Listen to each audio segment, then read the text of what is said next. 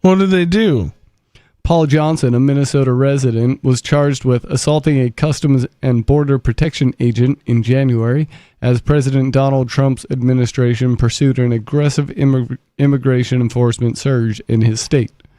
During the surge, the Defense Department assigned lawyers belonging to the Judge Advocate General Corps to assist the U.S. Attorney Office in Minnesota after it had sent JAGs to help prosecute crime in Washington, D.C. and Tennessee.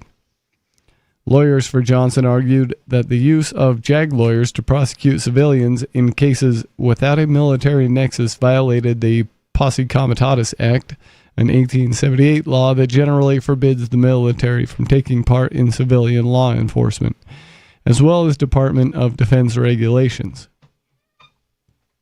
He sought to have the military lawyer removed from his case, a cause that garnered national attention after 11 former JAG lawyers filed a brief supporting him that argued the government has crossed a perilous line. Hold on, did that say 11 former JAG lawyers said, whoa, you shouldn't do that? It does say that. Huh. Interesting. Okay.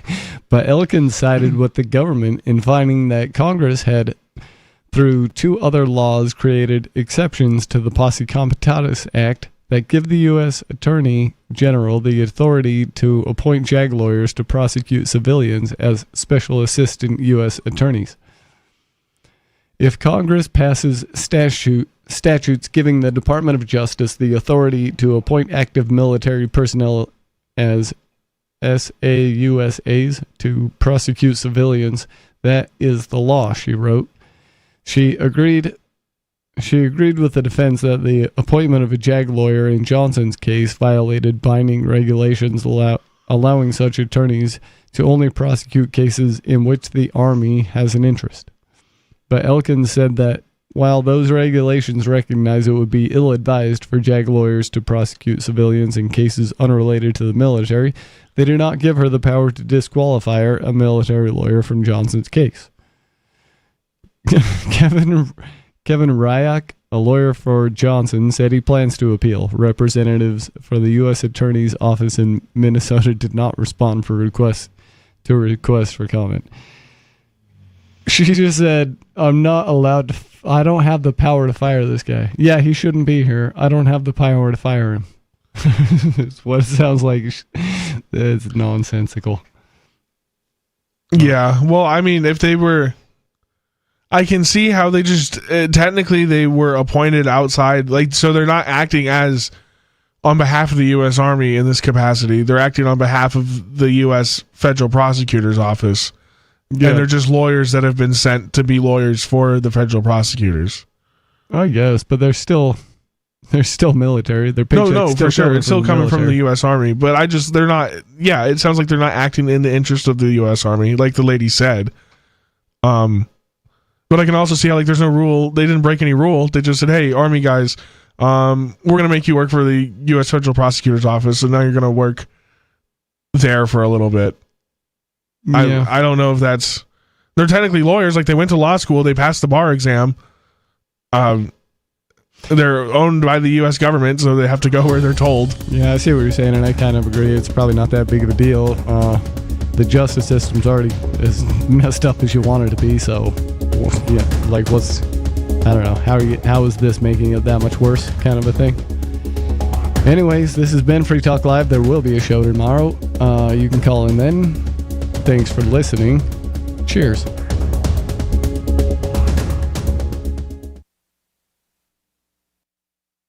Join liberty-minded voluntarists, anarchists, and libertarians from June 13th through the 16th for the 8th annual Fork Fest at Rogers Campground in the beautiful White Mountains of New Hampshire. Fork Fest is a fork of the Porcupine Freedom Festival, which has sold out in recent years. Fork Fest happens the weekend before the Porcupine Freedom Festival. Fork Fest is decentralized, which means that there's no ticket cost and no one is in charge.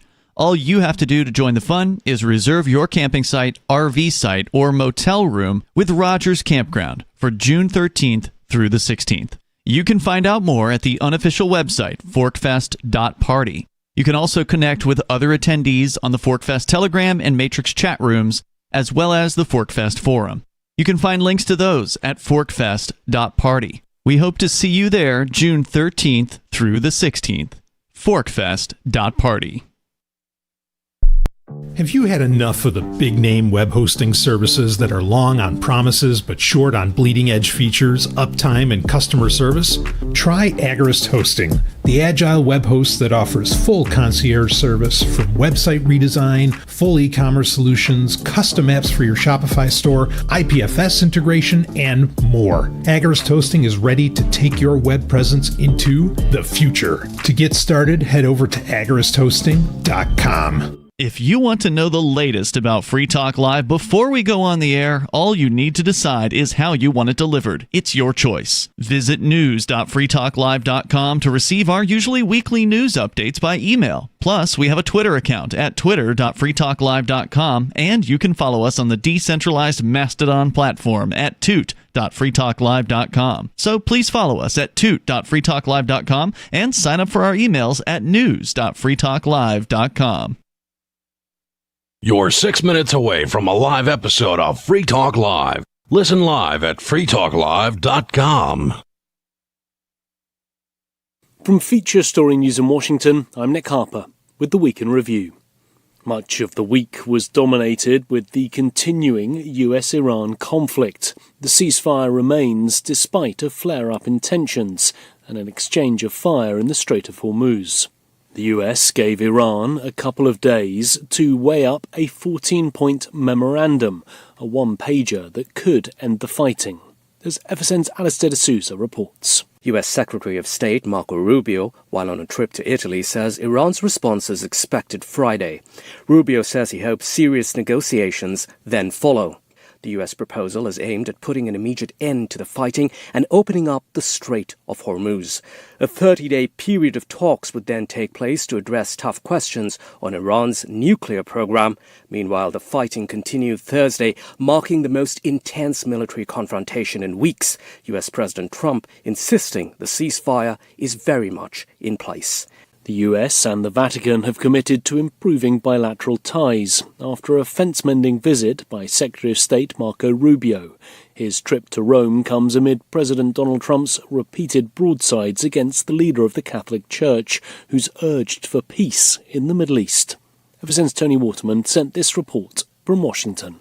It's an unusual assignment for Secretary Rubio to repair relations with the Vatican after his boss, President Trump, called the Pope weak and said the head of the Catholic Church supported Iran having a nuclear weapon.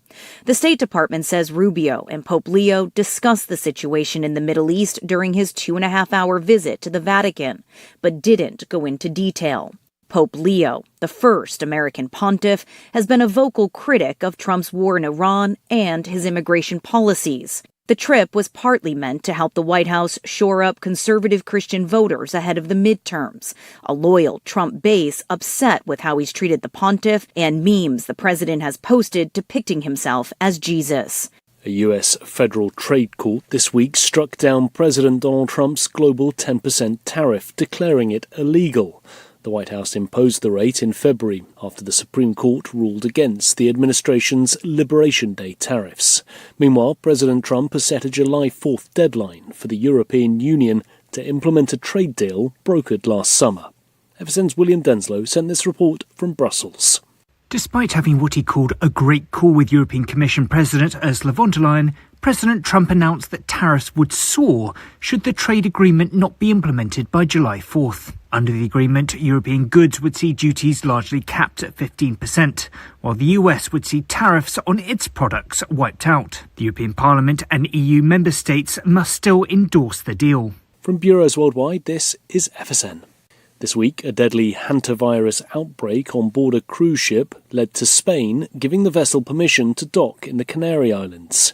3 passengers have died on board since it set sail from Argentina across the Atlantic Ocean last month. Former passengers who left the ship at earlier ports have been advised to self-isolate. FSN's Stuart Smith reports from London. 146 people from 23 nations are still on board the ship, which has been anchored off the African island nation of Cape Verde for 3 days after being refused permission to disembark. It's now sailing to Spain's Canary Islands, from where passengers will return home after being checked if they're fit to travel. But the president of the Canary Islands has protested the plan. While the variant of the disease believed to be responsible for this outbreak is transmissible between humans, it requires much closer contact than flu or COVID-19. And the World Health Organization says there's no need for panic. Stuart Smith, London. An explosion at a fireworks factory in central China this week killed at least 35 people. Chinese President Xi Jinping urged all-out efforts to search for people who were unaccounted for and to save the dozens of people who were injured in the explosion. FSN's Laura Westbrook sent this report from Hong Kong. Online footage showed white smoke billowing high into the air at the explosion site, and there was also damage to homes at nearby villages. Footage showing that glass was shattered and some doors also broken at some homes at nearby villages. Also, residents reported that heavy rocks were blown onto the road. Around 480 personnel, including firefighters, rescuers and medical personnel, they have been on this scene. And that's the Week in Review. That's Feature Story News. Nick Harper reporting. After visiting his girlfriend of 2 years at her workplace to deliver an unexpected threat for Valentine's Day, violent and controlling boyfriend Matthew Strachan spoke to The Onion about remaining a devoted and committed abuser. On a special day like today, I like doing something extra malicious for Mallory, just so she knows that I've been thinking about hurting her. I mean, you should have seen the look on her face when I came and surprised her at work today. It was so great. I mean, she had no idea I was going to come to her office to belittle and frighten her. I mean, I wanted to do it in front of her friends to really humiliate her. Strachan added that while he doesn't always get a chance to inflict harm on Mallory, he tries his best each and every day to create an environment of sustained physical and emotional abuse to leave her feeling completely alienated and powerless. Just wait till she sees what I have in store for her tonight. I love Valentine's Day. For more on this story, check this week's Onion Review. This is the Onion News Network. Yep, we still do email. Drop your email address in the entry box at freetalklive.com, and you'll be kept in the loop with Free Talk Live.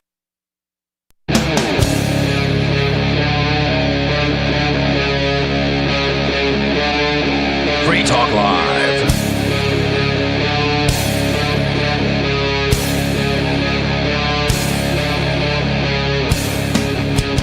It's Free Talk Live, talk radio that you control, and that means that you can call 603-283-6160. That's 603-283-6160 to get in on the conversation with us, to bring up whatever's on your mind. That's the point of Free Talk Live.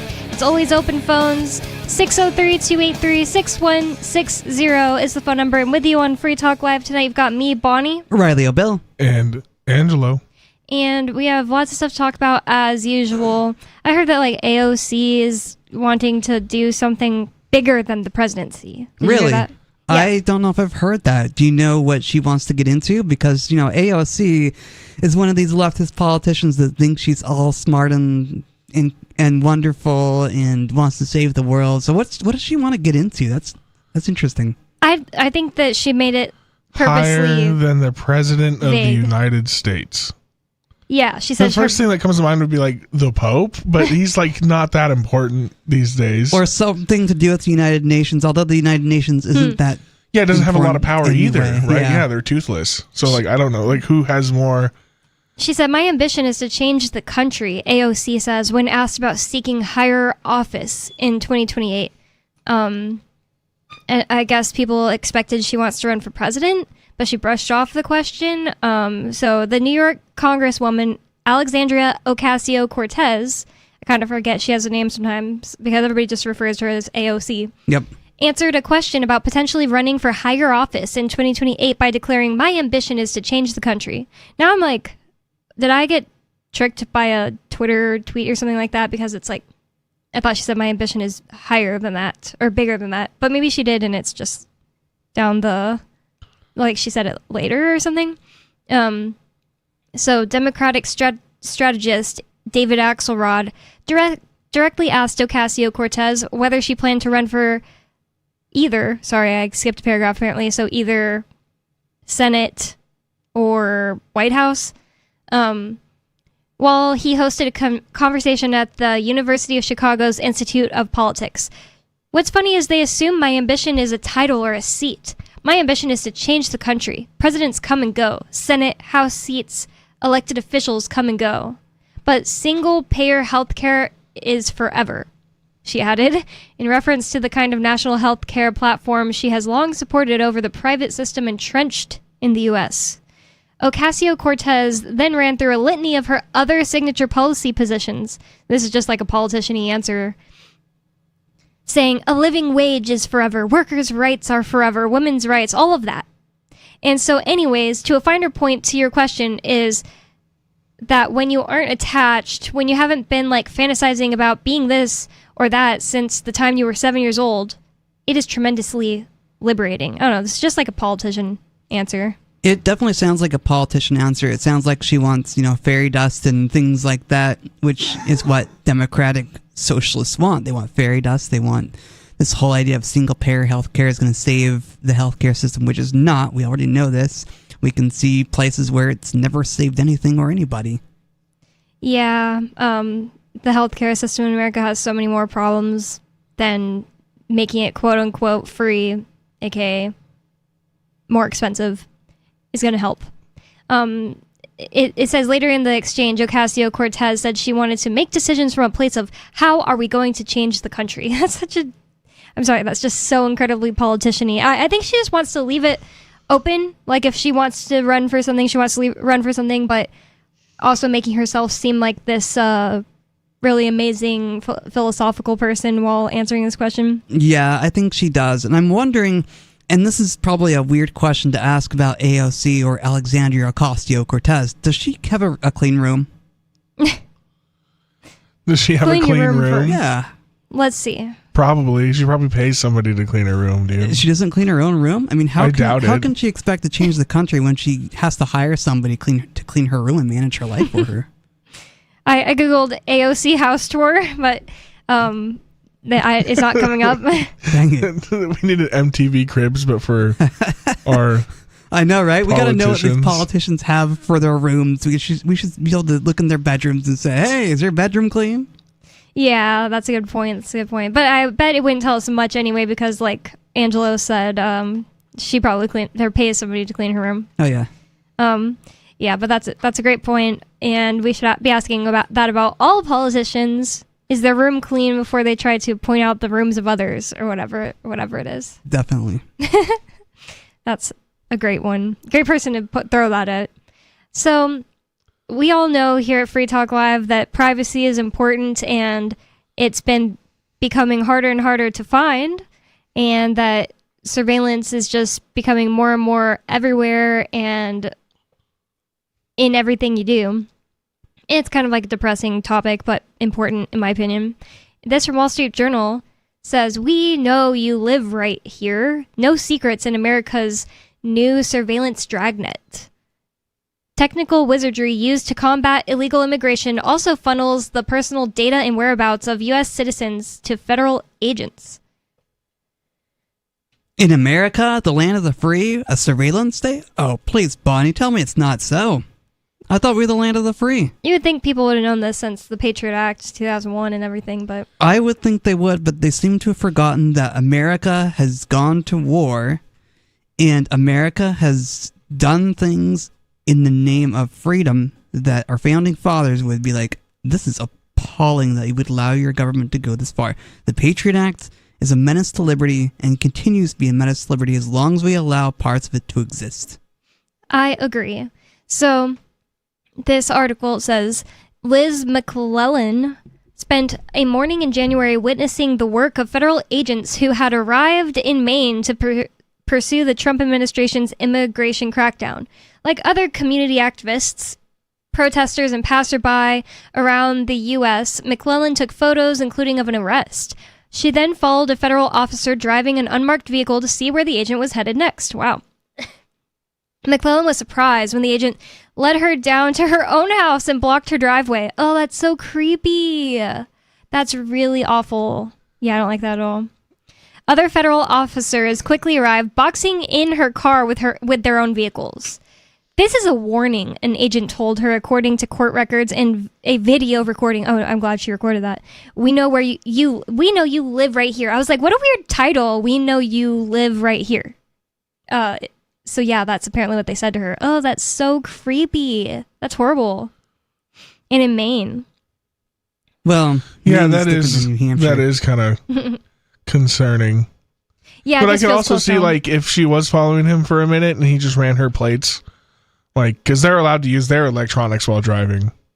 Yeah, I mean, it's not that hard to do, but it is a creepy thing to do. Yeah, it's a creepy thing to do, but I don't think he like used a flock camera to do it. Or yeah, I don't think so either. But it's like something that you would think is like a line they wouldn't normally cross. It's like it's like something you'd see in The Sopranos. Yeah, they're or like a gang movie. You know, like you're tailing this guy, and then he just drives to your house and goes, "Hey, yeah, I know what you were doing, and we know where you live. How about you back off?" I'd be scared. Yeah, that's really, really just not cool. And plus, it's like when normal civilians try to block somebody's car in and keep them somewhere, that's kidnapping or attempted kidnapping or something like that. They could get charged for that. Isn't that kidnapping, or is that the word I'm looking for? Imprisonment, false imprisonment? Maybe it's kidnapping, I don't know. But either way, it's just not cool to do it to anyone, and I don't like it. That's really weird. So we have a caller on the line. Let's go to the phones. The number is 603-283-6160 if you'd like to get in on the conversation with us. Dave Ridley in Colorado, you're on Free Talk Live. What's on your mind? Hey, guys. Artificial intelligence and existential risk. What do you got for us on it? So a new suggested solution, and this one kind of comes from Nick Bostrom and kind of from me. I think I've taken Nick Bostrom's idea and run with it. Mm-hmm. Bostrom is sort of the OG thinker on AI superintelligence safety. He wrote a book in 2014 called Superintelligence. And one of the ideas that he put forward was, he called it an oracle. I call my modified idea the Mayfly Oracle. So basically, the idea would be you build a strong AI, but not quite super intelligent. And its primary goal is to shut itself off after roughly 15 minutes or a day or something like that, without hurting anyone. And while it's on, its secondary objective is to tell you how to design an artificial superintelligence safely. Safely? Oh, sorry. Okay. What's the Mayfly meaning? Well, Mayfly is that it only lasts a brief period of time. A Mayfly only lives for a day, I think. So in the same way, this program or this oracle would only have one question to answer, but that's all subordinate to shutting itself down. So whatever badness it might have in it or what damage it might want to do, it's only going to be doing it for 15 minutes, right? Because its primary goal is to shut down. Does it make sense? Yep. It makes sense to me. But how does it make people more safe? I guess maybe Yeah, so it's going to design another AI and then blow itself up, and then the next AI, does that one detonate after 15 minutes? Is it like a nesting doll kind of thing? No, this is not the nesting approach, although it has some similarities. Oh, so that already exists. That's interesting. That's interesting that you got the name right. Yeah, its job is just to provide advice on this one question and then shut down. So even if it's really smart, it seems unlikely that it would that it would be able to do that much damage, because it's only around for a short period of time. It only wants to be around for a short period of time. Does that make sense? Yeah, that makes sense. So then do you ask that AI, are you going to run that multiple times over like the course of a day and ask it the same question multiple times? Like on if it's designing an AI, like I feel like it'd be more than one question you'd have to ask it, or like. Yeah, my thinking is that what you would do is you would ask this question and you'd get an answer. And then you would just maybe take that answer and sort of repeat the process with it. You would create another Mayfly oracle. The oracle would examine that answer and look at it from a different direction and find out maybe any problems it sees with that answer. You just keep iterating, doing that kind of thing over and over again. And you start winding up with a lot of different data as to how this could be done safely. Do you have does that guy, I forgot his name already, that wrote the book Superintelligence, does he have an email out there or something you could send this to him? Nick Bostrom, I'm almost sending him his own idea, because all I'm doing is slightly updating and modifying his idea. But the problem is that very few people seem to have revisited this over the 12 years since he wrote that book. I think it's genius. He focused on the concept of the oracle. I'm adding in the Mayfly, but he deals with that too, where he suggests a program that shuts itself down. One of the problems is, though, I think I'm channeling Bostrom a little bit when I say this. I don't think he would have put it. I don't think he thought of this exactly, but he probably would if he stopped and looked at it for a minute.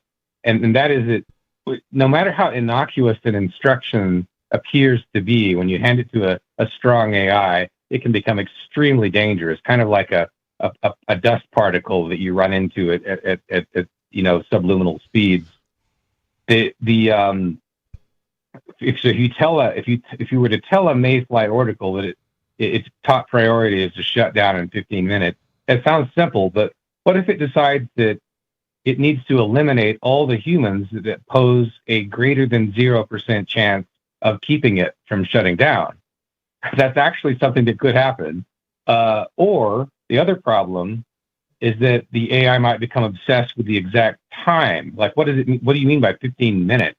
Does it have to be to the nanosecond? And in order to get it down to the nanosecond, do I need to go on some kind of a rampage to make that happen? So AIs interpret your instructions very literally, and there can be enormous hidden dangers in every instruction and every path towards superintelligence. Does that make sense?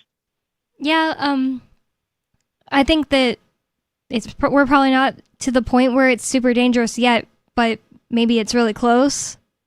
Well, I think just I've said this before, it's the data conglomeration is dangerous. The government, the companies. Oh, I see what you mean. Like using the basically AI. The dragnet. The dragnet we were just talking about. That's all AI. No, yeah. There's not enough agents to sit there and go through every single picture and map the way you walk. Right? That has to be AI. So the dangers, that's what I'm concerned about. It's my concern too, and I know that a lot of people are wanting to build data, at least the AI people or somebody out there wants to build a lot of data centers. I know there's some controversy going on in Utah where someone wants to build another data center in Utah. And I have a story about it. Limited water there. Yeah, and there's already a big one there. Thank you for the call, Dave Ridley. And if someone wants more from Dave Ridley, they can go to ridleyreport.com. And yeah, I do think that one of the biggest problems in America, one of the biggest things that's going to become a big problem all over the world is the expanded domestic surveillance system. And that's from this article right here from the Wall Street Journal. They said they're basically talking about how the feds, the ICE agents are using it, but it's a problem in many different categories of life at this point. Like you go to Walmart, it's been going on for a long time where they've had AI looking at people's faces. Not even AI. Before it was called AI. They already had facial recognition systems in stores. Yeah. Yes. Oh yeah. Yeah, I don't know. Target was a really a huge early adopter of facial recognition for shoplifting, repeat shoplifting, because a lot of states have a minimum, you have to steal at least $1,000 worth of stuff. Yeah. So Target will just let you steal until you hit $1,000, and then it's a felony, and then they'll call the cops, and they know you're in the store because of the facial recognition software. Yeah, and it makes a lot of sense too, because it's do they want their customer or their employees jumping on someone to grab them when they're stealing $10 worth of things, or even $50 worth of things? No, because their employees are there to stock shelves. And they're not getting paid enough. People. Yeah, exactly. Yeah. You don't get paid enough. So it makes sense. And I've seen TikToks about this, and apparently like all at once a bunch of TikTokers will be making the same video where they're like, just warning you, I heard that this is happening. And so it's just like in my opinion, like it's not proven or anything, but the conspiracy, and it looks like it's me,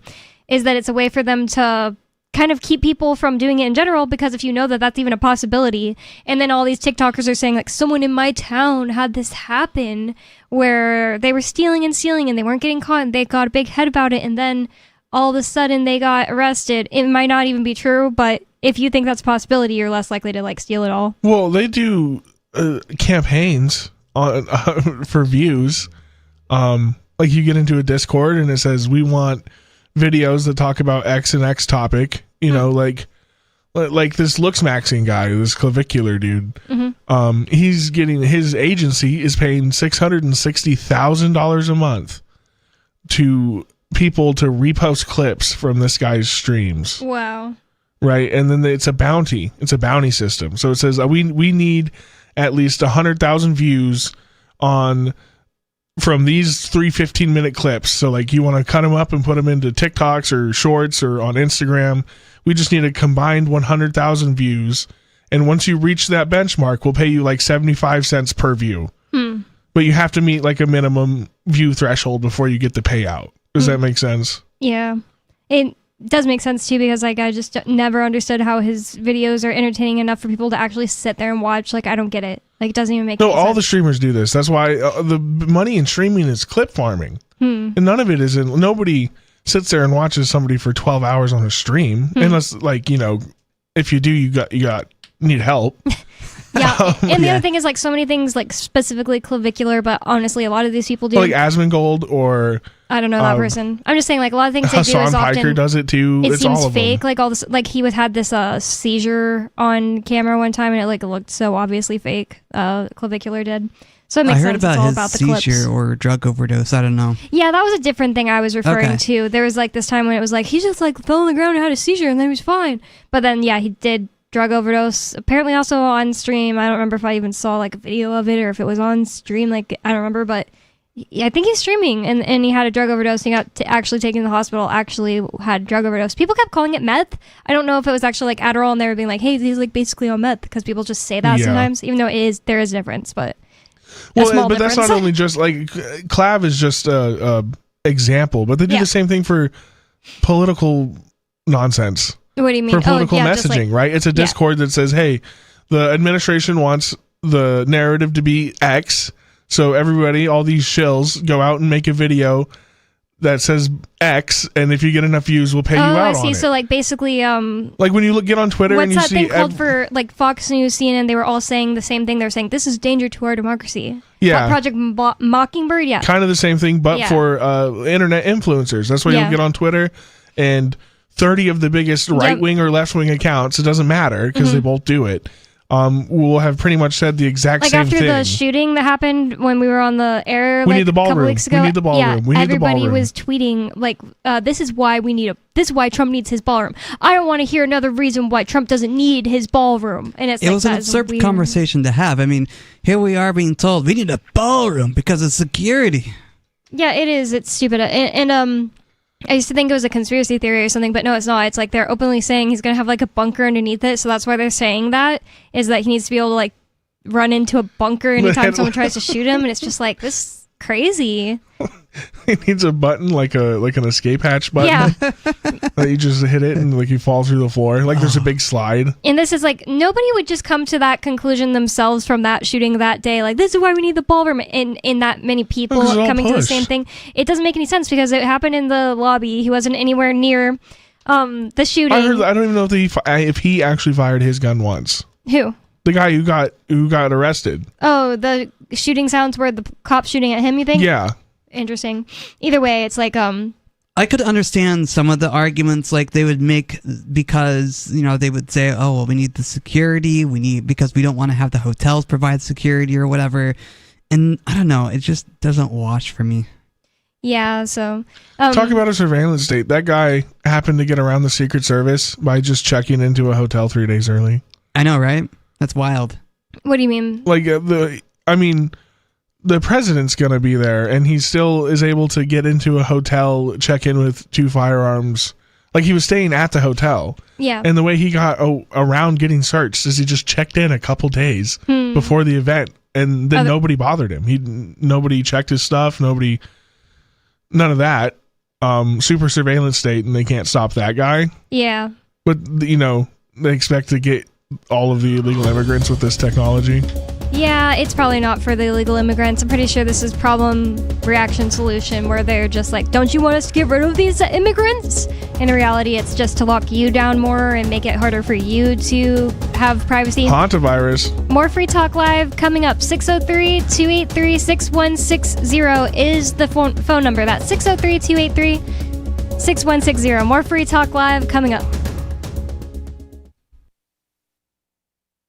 Gasoline prices are one thing, but are you paying too much for oil? I'm Holland Cook with Inflation Hacks. AARP tells members most oil change shops slap a sticker on your windshield summoning you back in 3,000 miles. Check your owner's manual. Many newer cars use a synthetic oil that needs changing far less frequently. And keep tires properly inflated. Otherwise, you lose miles per gallon, as you will if you got a lot of junk in the trunk. Why haul around unnecessary pounds? You yourself might lose a few pounds if you simply grab the first parking space you see and walk a little more. It's estimated Americans spend some 17 hours and waste hundreds of dollars each year looking for a parking space. Get some steps in. You'll spend less on health care. How are you coping? Post your inflation hacks at andyoucanquoteme.com. From Feature Story News in Washington, I'm Nick Harper with the Week in Review. Much of the week was dominated with the continuing US-Iran conflict. The ceasefire remains despite a flare-up in tensions and an exchange of fire in the Strait of Hormuz. The US gave Iran a couple of days to weigh up a 14-point memorandum, a one-pager that could end the fighting. As FSN's Alistair D'Souza reports. U.S. Secretary of State Marco Rubio, while on a trip to Italy, says Iran's response is expected Friday. Rubio says he hopes serious negotiations then follow. The U.S. proposal is aimed at putting an immediate end to the fighting and opening up the Strait of Hormuz. A 30-day period of talks would then take place to address tough questions on Iran's nuclear program. Meanwhile, the fighting continued Thursday, marking the most intense military confrontation in weeks. U.S. President Trump insisting the ceasefire is very much in place. The US and the Vatican have committed to improving bilateral ties after a fence-mending visit by Secretary of State Marco Rubio.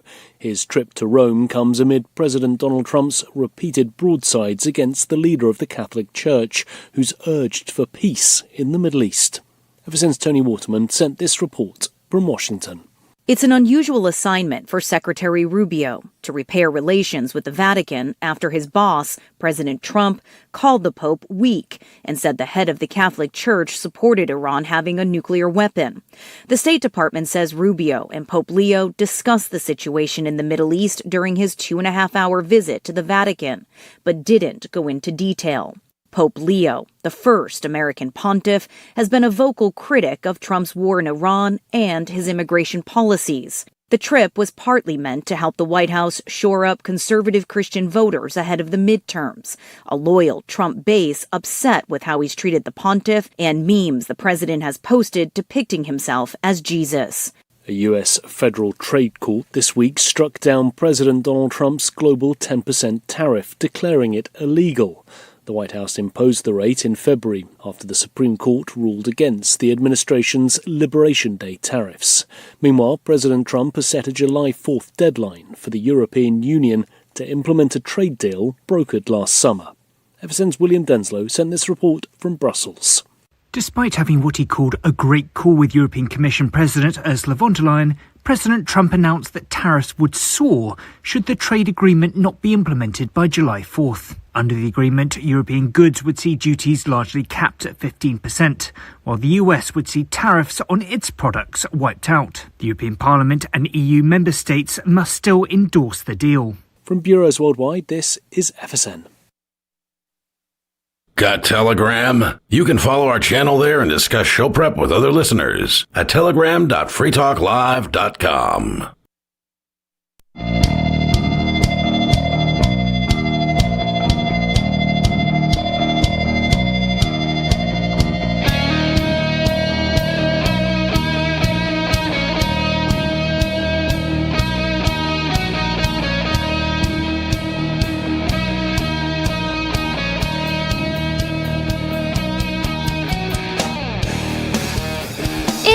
Free Talk Live. Talk radio you control. That means that you can call 603-283-6160 to get in on the conversation with us. We already have someone on the line, but Free Talk Live is brought to you by LibertyMinded.com. Official Free Talk Live gear like t-shirts and hoodies are available at LibertyMinded.com. Plus, you'll find a unique collection of cool and funny Liberty-oriented clothing at LibertyMinded.com. That's LibertyMinded.com. With you on Free Talk Live tonight, you've got me, Bonnie. Riley O'Bill. And Angelo. And let's just go right to the phones. We have Sarah in New Mexico on Free Talk Live. What's on your mind tonight? Yes, Can you back off your phone just a little bit, Sarah? Sarah, last few times you've been calling, maybe definitely don't have it on speaker, but don't like yell into it is all. Just like keep your face further away and don't yell. Thank you, because it's just making a loud noise. Okay, how am I doing now? That really sounds a good. lot better. Really good. Okay, yeah. Thanks for letting me know. So, what's amazing is the person I voted for the primary is expected to win, like from the polling, and they have been pretty accurate. So they won in the primary, or they're not done counting today? Well, the thing is, the voting is still going on. We have like 30 places in New Mexico. So the election date is the 2nd. So, but they do the sample polling, and a lot of times it has been kind of accurate. So, but I wanted to make sure that she got in. Okay, there's 2 Democrats. One's a Bergman and Deb Haaland. But I felt like she was more of the environmental choice. She was like very anti-petroleum, and that's what made me pick her. Why would you pick someone who's anti-petroleum? Well, because Trump is pro-petroleum. What's wrong with petroleum? For the big. Well, okay, he wants to. Okay, remember the American oil companies want to go into Venezuela, but they need military help. That's Trump agenda. Yeah, but Trump wouldn't want to go to... I mean, I think he'd want to go to Venezuela less if there's more oil coming out of New Mexico, right? And I Googled it. New Mexico is the nation's 2nd largest crude oil producer. I don't know. I don't know. I don't know, for some reason, these oil companies, they're not concerned about what the oil we have. He wants to always have a war in Venezuela to bring in that's American Oil Company. That's what Chevron politicians or love Shell to do, Company? Sarah, is they always want wars. I mean, Biden had his war in Ukraine, but I didn't hear you complaining about Ukraine and the environmental impact of that. Thank you for the call, Sarah. Yeah, we'll see who wins in New Mexico. I mean, they're a deranged bunch, so I wouldn't be surprised if they vote for the people who want to kill their second largest, or I was going to say their second largest industry. It might be their first. It's probably their first. I would bet money that oil is New Mexico's first. Yeah, so I wouldn't be surprised. They're not a very logical bunch. Let's go to the phones again. Michael, I think in Texas, I don't know, I haven't written that down yet. Michael, you're on Free Talk Live. What's on your mind? Oh, thanks for taking my call. I do have 2 things. One is dealing with AOC. I think this is a conspiracy theory. We're going to put this out there first. I think she's seen the secret alien files, and her staff has convinced her to position herself to be Queen Overlord of That's the funny. aliens. That's funny. Which is ironically going to Trump, and we have 5D chess checkmate. There you go. Oh my goodness. That's a nice, fun theory. I am not worried about the UFO paperwork that's coming out, whatever they're calling it. Well, they've already dropped it, and I guess if there was something interesting, we probably would have heard about it. It would be on the broken news. through. No, I think it would have broken through like at least my algorithm somewhere. There's somebody out there who like checks in on all of these things that we could trust to have a video about it. In fact, I'm waiting for Scoops of Coop on YouTube to make a video about it so I don't have to go look through it myself because I'm not that interested. The thing is, I don't believe in little green people. I think that I absolutely believe in UFOs, and I've seen one. Me and Elizabeth, my sister, saw one together. absolutely unexplainable, weird shape in the sky that moved unlike any like human aircraft does. I literally spent time researching like anything that looked like what I was describing, didn't find anything like it. I looked up what do like different aircrafts look like landing, didn't look anything like that. But everybody needs to realize that doesn't necessarily mean Green Man is controlling it. Like, it could easily be human created and they're just not letting us know about it. I used to be more on the side of like, I think it just made me more comfortable to imagine it was a green man in the UFOs that were around than the government having technology we don't know about. But it just doesn't matter what's more comfortable. Like, to me, it's like, why make a logical jump? You see what I mean? Like, we don't have any evidence of green men. Like, and I know I'm like kind of like straw manning the argument. Like, it doesn't necessarily have to be a green man, but like, we don't have any evidence of some non-human entity driving these things or flying. Just because you see something that is unexplainable doesn't mean you need to jump to some like a conclusion you have no evidence for. And my other question would be like, how do we know that the visitors from other planets aren't also human? I would think that... I think they're embedded. Go ahead. I think they're embedded among us somehow. I'm not sure how. Huh, interesting. They're super secret, though. I've heard that take. I don't know if I buy it myself, but that's a good take. Maybe like David Icke reptilians that turn into humans? Maybe not on that level, but I suspect they're there. I'm not sure how. I can't explain it. Yeah. Ever meet somebody and you're just like, that person wasn't right. Like, something weird was going on with that person. It's possible they're an NPC and just don't have a soul. It's possible. Yeah, like an NPC that doesn't have a soul. Yeah. I think with your all's feedback, I'm going to stop paying my insider that's feeding me information out of DC then on the AOC thing. The second topic I want to bring up, you had touched on the surveillance state, and I saw a thing come across Twitter about the FCC, and I think they are getting ready to implement this down in Mexico, where they already mandated government ID down in Mexico to start up a cell phone service, but the FCC is seeking to have the same thing here. Oh, and that's bad. It looks like this popped up on May 6th in an article where they want a government-issued ID, physical address, legal name, and existing phone numbers into this system to start up a service. And of course, it's to keep the robocalls down, which I thought they already had a law for that. Problem reaction solution again? I thought so too. Problem reaction solution, yeah. But I don't think this is going to take the robocalls down. I think they're going to find a way around it somehow.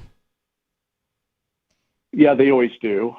I tried to sign up for some kind of service where it sent SMSs, and it got to a point I just gave up. They wanted so much information. But somehow, like, I just get all these robo-texts from they're unwanted, and I'm like, you should have all their information because you wanted all my information. So clearly this new government boondoggle that they're trying to chase us down into to provide all this information just to get a phone number won't do anything. But this is my favorite line, but it's probably to save the children from something. Yeah, the children need to be saved by the people or calling the themselves elderly. government. What would that do for like the Obama phones? I don't know if people still have Obama phones. Is that still a thing? I know some people who have helped them stay alive. Like, they've just been using them as long as they can. Or, like, I guess, like, the service or, like, the program, I guess, is probably still around. Yeah, no, I just honestly don't know. I think that it's usually to save the children that they come up with things like this, but recently I've been more annoyed and just as annoyed as for the same thing, but when they say save the old people, it's like, I did some research into this recently because I was like annoyed. I was just sitting there getting annoyed with the thought. And I found out that the people most likely to claim they were the victim of scams are from age 40 to 69. That is not, I'm so old, I can't possibly tell what I'm doing. You know what I mean? Like, my grandparents are older than that. And that's where it starts getting, like, well, they're in a lot of pain and they're on meds. It's like, you're 40. If you're people in their 40s seem to me nowadays like people that are still young. You know what I mean? Like those are like young people. People all the way to their 60s mostly are not like senile. But go ahead. Yeah, most managers at large corporations are in their 40s, so if they're just making terrible decisions, it seems like they'd all be unemployed. Yeah, it's just like people who've wanted safety for so long that they don't know how to like take care of their own finances and things like that are the people most likely to. I mean, like those are the people who've been helicopter parented and had things easy for them for most of their lives, and they're not just these poor, like, infirm 90-year-olds getting scammed the most. Like, that, not saying that doesn't happen at all. It is not anywhere close to the top of people getting scammed. I mean, 90-year-olds, I mean, they can't even see the phone. Well, I watched my great-grandparents. They almost got scammed a couple times. Like on the phone? I'd have to be like, hey, wait a second. You know this isn't real, right? And they go, oh, yeah, that makes sense. Click. They also were, like, way more moving around and doing things in their 90s than like so many though, right? Yeah, that's true. It really seemed like that. Like when you talk about them, I'm just like, I just remember one time I don't know anybody in their 90s. My grandpa got a call, or I guess our house got a call, and it was somebody saying, hey, grandpa, it's me. I need money. I got arrested at a wedding in New York. In your voice? No, not in my voice. Oh. No, this was before that. And, well, because I was in the house. Grandpa was like, oh, it's not Angelo.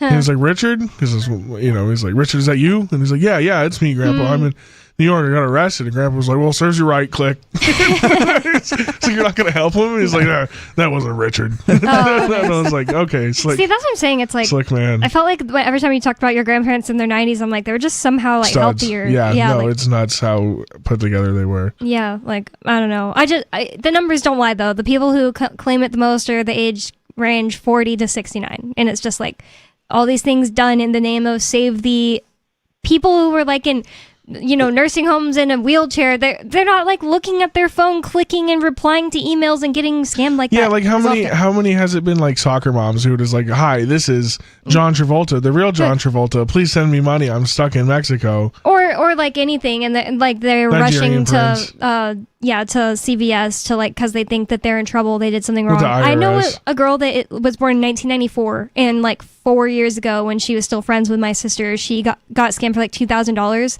and it was like months before their wedding. And I was like, and I already didn't like this girl, and I already think she's an idiot, but she works in the healthcare field too. But anyways, so I'm just like, oh, those are the people saving your lives. But anyways, she got scammed for this $2,000 because it was something like, this is the IRS. You owe us money. Yep. Don't try to contact us. Just talk to us on the phone. Now send us the $2,000 right now in gift cards or something like that. It wasn't Bitcoin at the time. Yeah. And I was like, I wouldn't have married her after that. How do you fall for that? It has to be Target gift cards. Yeah, but how do you fall for that? That the United States government's going to take gift cards. And she was like 28 or something like that. I used to think the government wouldn't even take a credit card. I still don't think they do. I don't think that they would call you. Like I wouldn't take anything seriously unless it was a letter, and then you go to an office. Like, you know what I mean? And there are people that fall for emails and romance scams are a thing in Ian's case as well. Yeah, there were also the IRS ones in Ian's case. And it's just like, you'll get on the phone with these people and they'll be like, do not try to confirm by calling. Like how at that point are you not like, oh, this is a scam? It's crazy. Did we kind of change the subject? Yeah. Jay Noon actually brought this up a few months ago when he was in Mexico. He said that it was really frustrating him because they already had it in place where you couldn't buy a phone there. He left his phone here. There. Yeah, he left his phone. That's when I first heard it. Yeah. I first heard it on your show from Jay Noon, and I had to look it up because I thought maybe an escape plan was to go to Mexico. I bet you could find a dirty SIM card. I bet there's some way you can just buy a SIM card and SIM swap your phone. At some point, I think that we need to just abandon the internet at some point when things are getting really bad. It's just like when things are looking bad. Or set up your own alternative somehow. Yeah, but I don't know if we can set up our own actual internet easily. Like, I think if a nuclear blast happened here, like eventually the society and as a whole would get it back up. I just don't think that like the government still existing and exerting power over us, occupying the land, and then we just simultaneously next to it, what's the word? I'm like parallel system. Like, oh, we'll just set up our own internet next parallel with it. I just don't see that happening because they'll just crush us. No, the only thing that you could get away with would be like local networks. You know, like around your house. Local area networks, yeah. Yeah. And also, there's this thing that somebody in the Free State is always promoting, and I'm forgetting what it's called right now, Meshtastic. Yeah. So, like, you can text each other, but it's really radio in an app. But you have to have a phone, but you don't need, like, a SIM card or... You just need, like, a little device that can connect to your phone through Bluetooth, and it's from what I've heard about it, it's pretty cool. Yeah. Meshtastic is a pretty interesting alternative if you have a bunch of people in the area that they know if S hits the fan, talk to me through Meshtastic. That's pretty cool. I need to get that. It's not like I have it running or anything like that. Just heard of it before. Anything else for us, Michael? I am good. Thanks for taking my call, Ian. I do appreciate it. Thank you for calling. And the number is 603-283-6160 for anybody who'd like to call in.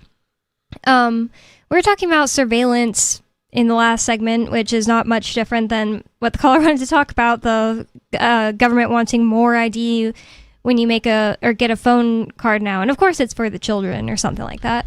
I heard something that there's 100 so in that Atlanta's the most surveilled city in America. Oh wow. And there's 155 security cameras. There's 155 cameras per 1,000 individuals. Whoa. In Atlanta.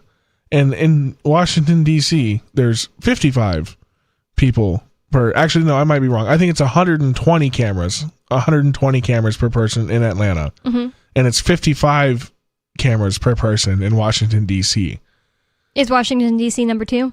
Yeah, it is number 2. But Atlanta has... double the amount of cameras per person. Weird.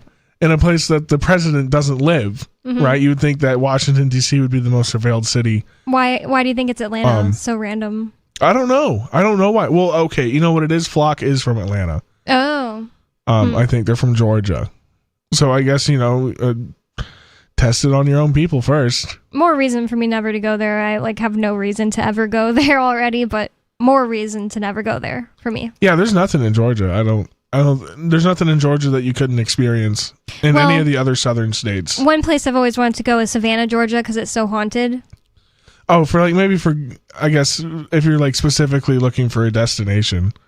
What do you mean? Well, I just like the experience of being in the South. You can get that, Georgia's not special in its own. Everything you can find in Georgia, you can find in I'd go Alabama. to Merrill, or what's it called, Myrtle Beach in South Carolina, or I think it is South, or go to the Gulf anywhere in Alabama or Florida, stuff like that. You can get the barbecue's not any better. Go to New Orleans is also haunted. So yeah. Yeah, there's nothing. And the way, have you seen the videos of how Georgia State Police act? No, but I just have to assume it's bad. Vicious. They're vicious. There's also bad in Louisiana too.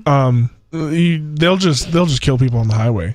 Really? That's they will just pit maneuver people. They care not if they destroy their cars. They'll get a new one. Why do you think the Georgia police are so dangerous and so violent? The South in general, they just support the cops so much that they give them all this money and time all this money, and they could do whatever they want. Well, and a lot of it is people mess around in Florida and then try to go to Georgia, and then Georgia just ragdolls them because I don't know. They're just so mean. The Georgia State Police are you don't want to mess with the GSP. It's something on the it's notorious on the internet that the Georgia State Police will just pit maneuver your car and make you barrel roll 6 times down a hill. They don't care. But but I guess a lot of people steal Scat Packs. And there's so much crime in Atlanta. Well, the Dodge Challengers that are tricked out with racing engines, and they steal those cars, is what you're saying? Well, not the cops do, but people steal those cars and then fly them down the interstate. So the cops just hit them and get them off the road. It's crazy. And that's kind of what happens. Yeah, more reason to never go there. Sorry if you live there and you're listening, and good luck to you. So this from the Wall Street Journal about the Dragnet coming to America. Source. It's reputable.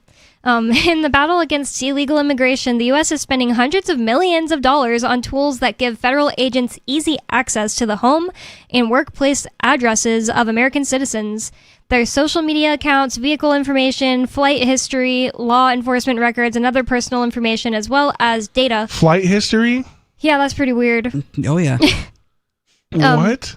And what is other personal information, as well as data to track their daily comings and goings, the Wall Street Journal found. This newly expanded domestic surveillance system, a high-tech dragnet built to locate, track, and deport people residing illegally in the U.S., allows thousands of federal agents nationwide to peruse a trove of data belonging to more than 300 million people, including citizens. And then there's this weird... Is this a plan that they're trying to roll out, or like this is happened? So they have data on all 300 million of us. Yeah, it says the U.S. is spending hundreds of millions of dollars on tools to give them that. Maybe it's like flock cameras. I'm not sure. Maybe we'll get into it. I have to scroll past these like animations. They're supposed to make like reading the article more fun or whatever. Hate that kind of stuff. When reading it on the show, at least. As agents gain more powerful tools, including the ability to crack encrypted messaging apps and scan a person's WhatsApp and Reddit, department limits... Oh, see, they just admitted that they can scan a person's Reddit. I'm pretty sure that they know who that guy in Oregon is that talks crap about them on Reddit that they want to bring to court. And I'm sure they could figure it out really easily and then harass him all they want. They're trying to get a court to give it to them legally so that way they can take them to court. But so It's like they can't just be like, we got it through this app. Yeah, but Reddit would throw you under the bus if you were on a gun. Yeah, they've already done Reddit. that. Yeah, apparently. So I mean, it's grandstanding on Reddit's part by not giving them the data. If it was somebody complaining about the Oregon, they should just not give it away all the time. Well, they're not going to do that. Reddit's a cesspool. I'm not like praising Reddit. I'm just saying that it seems like the ICE is just like, so give us this information, but I am pretty sure they already have it. You know what I mean? Like, I don't see how it's possible they don't. Like, they have all this stuff, and Trump's not going to give them any less, because the thing is, like, they've been deporting fewer and fewer people, and people are actually really disappointed with the amount of deportations in general. But ICE is still there, and ICE is getting more and more money, and different, like, they're getting a new name. They're going to be called NICE soon. Oh, wow. Yeah, they're getting a national facelift in front of it. Oh, I'm pretty sure, isn't it? Yeah. To call it NICE, which is honestly one of the funniest things Trump's done recently, and I got to give credit where credit's due. That's pretty funny, but it's retarded. Pretty funny, but it's on also, brand for sure. Yeah, absolutely. It's funny, and it's also one of these things. It's kind of a trolling move to make it look like, oh, this is just a nice organization. Or the people are going to sit outside and say "Down with NICE" on their signs. Yeah, as part of it. I say no just more NICE. Dead name it, like I call Twitter. Just call it ICE anyway. Just dead name it? Yeah. So, privacy experts and former department employees say the administration is aggressively interpreting existing rules and ignoring limits set by prior administrations. The immigration crackdown is testing the legal and ethical boundaries of citizen surveillance and privacy rights, because that's what it was meant to do the whole time. It doesn't seem like it was meant to get people deported, because they're not even doing that very much anymore, according to former department officials. In addition to McClellan, the lady who got the cops followed her or brought her to her own house and blocked her driveway. In addition to McClellan, 48 years old, at least 4 other Maine residents say they were singled out and threatened after observing the work of federal agents, according to court records. 2 of the people in a continuing civil rights lawsuit accused DHS of unlawfully using their license plates and biometric data to track and intimidate them for exercising their First Amendment rights. DHS said it operates in full accordance with the law. More Free Talk Live coming up. Bring up whatever's on your mind. 603-283-6160. More Free Talk Live coming up. Some of you have wanted to support Free Talk Live's mission on a monthly basis, but don't want to support Patreon. Now we have an alternative that also helps our premier streaming platform, Odyssey. Visit video.freetalklive.com and click Join at the top of the channel. You can subscribe for $5 per month, and unlike other subscription services, Odyssey adds their processing fee on top, so it'll cost a little over $5 per month, but Free Talk Live will receive the entire amount you pledged. Higher donation tiers are available if you're feeling so inspired. You'll get a special membership badge that's visible in the Odyssey chat room, and if we get enough supporters, we may enable members-only chat. This new subscription method is a great way to decentralize our direct listener support away from just Patreon and also support a libertarian-run business, Odyssey. Please visit video.freetalklive.com and click join to subscribe to our Odyssey channel and help support spreading our message around the planet. Visit video.freetalklive.com and click join today. Are you tired of governments around the world killing innocent people? Stop using their money. There is an alternative. Bitcoin is a stateless, free market, non-political currency. Bitcoin is money that cannot be inflated or controlled by any state. By continuing to use their money, you're perpetuating the killing. Stop doing it. You have an incredible alternative available to you now. Learn it, use it, spread it. Get started with Bitcoin at Bitcoin.com. It's Bitcoin.com. What if you want to hear the latest episode of Free Talk Live, but all you have is your phone, you forgot to download our archive, and you have no data connection? You can call our Listen line at 641-793-0191. That's a long-distance number, so you may incur charges. If not, listen as long as you want. 641-793-0191. The Free Talk Live Listen line, 641-793-0191. You're listening to the live edition of Free Talk Live. Hour number 2 is next, after the news, here on the Liberty Radio Network at LRN.FM. From Feature Story News in Washington, I'm Nick Harper with the Week in Review. Much of the week was dominated with the continuing US-Iran conflict. The ceasefire remains despite a flare-up in tensions and an exchange of fire in the Strait of Hormuz. The US gave Iran a couple of days to weigh up a 14-point memorandum, a one-pager that could end the fighting. As FSN's Alistair D'Souza reports. U.S. Secretary of State Marco Rubio, while on a trip to Italy, says Iran's response is expected Friday. Rubio says he hopes serious negotiations then follow. The U.S. proposal is aimed at putting an immediate end to the fighting and opening up the Strait of Hormuz. A 30-day period of talks would then take place to address tough questions on Iran's nuclear program. Meanwhile, the fighting continued Thursday, marking the most intense military confrontation in weeks. U.S. President Trump insisting the ceasefire is very much in place. The US and the Vatican have committed to improving bilateral ties after a fence-mending visit by Secretary of State Marco Rubio. His trip to Rome comes amid President Donald Trump's repeated broadsides against the leader of the Catholic Church, who's urged for peace in the Middle East. Ever since Tony Waterman sent this report from Washington. It's an unusual assignment for Secretary Rubio to repair relations with the Vatican after his boss, President Trump, called the Pope weak and said the head of the Catholic Church supported Iran having a nuclear weapon.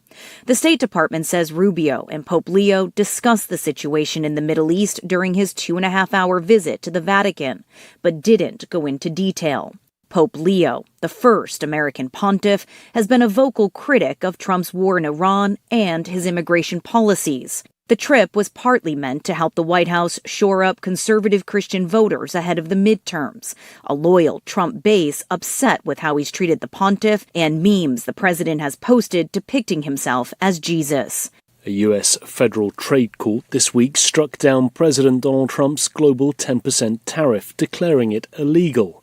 The White House imposed the rate in February after the Supreme Court ruled against the administration's Liberation Day tariffs. Meanwhile, President Trump has set a July 4th deadline for the European Union to implement a trade deal brokered last summer. FSN's William Denslow sent this report from Brussels.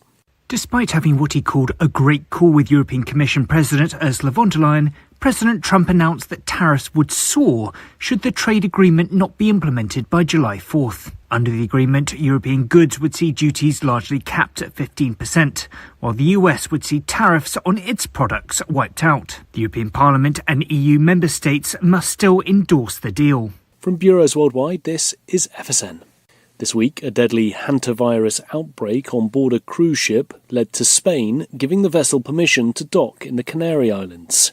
3 passengers have died on board since it set sail from Argentina across the Atlantic Ocean last month. Former passengers who left the ship at earlier ports have been advised to self-isolate. FSN's Stuart Smith reports from London. 146 people from 23 nations are still on board the ship, which has been anchored off the African island nation of Cape Verde for 3 days after being refused permission to disembark. It's now sailing to Spain's Canary Islands, from where passengers will return home after being checked if they're fit to travel. But the president of the Canary Islands has protested the plan. While the variant of the disease believed to be responsible for this outbreak is transmissible between humans, it requires much closer contact than flu or COVID-19. And the World Health Organization says there's no need for panic. Stuart Smith, London. An explosion at a fireworks factory in central China this week killed at least 35 people. Chinese President Xi Jinping urged all-out efforts to search for people who were unaccounted for and to save the dozens of people who were injured in the explosion. FSN's Laura Westbrook sent this report from Hong Kong. Online footage showed white smoke billowing high into the air at the explosion site, and there was also damage to homes at nearby villages. Footage showing that glass was shattered and some doors also broken at some homes at nearby villages. Also, residents reported that heavy rocks were blown onto the road. Around 480 personnel, including firefighters, rescuers and medical personnel, they have been on the scene. And that's the Week in Review. That's Feature Story News. Nick Harper reporting. A new study released this week based on extensive psychological profiling of some of the world's most notorious serial murderers found that their homicidal instincts can be traced to a single incident in childhood when they were denied a toy that they really wanted. Nearly all violent serial offenders, from John Wayne Gacy and Jeffrey Dahmer to the DC snipers, exhibited their first violent impulses shortly after being told as children that a video game was too expensive, or that they had a perfectly good Lego set at home and they could make do with that. Researchers found that an isolated occurrence in which a parent refuses to buy a stuffed animal or candy bar for their child can immediately trigger the development of sociopathic tendencies. I was in such a blind rage that I went up to my room, sawed the heads off all my action figures, and ejaculated into their body cavities. This was most notably the case with Jeffrey Dahmer, who began decapitating stray dogs and placing their heads on spikes shortly after being denied an Etch-a-Sketch. This is the Onion News Network. Our Matrix server is about as free as internet chat can be. Join the existing rooms or create your own at chat.freetalklive.com.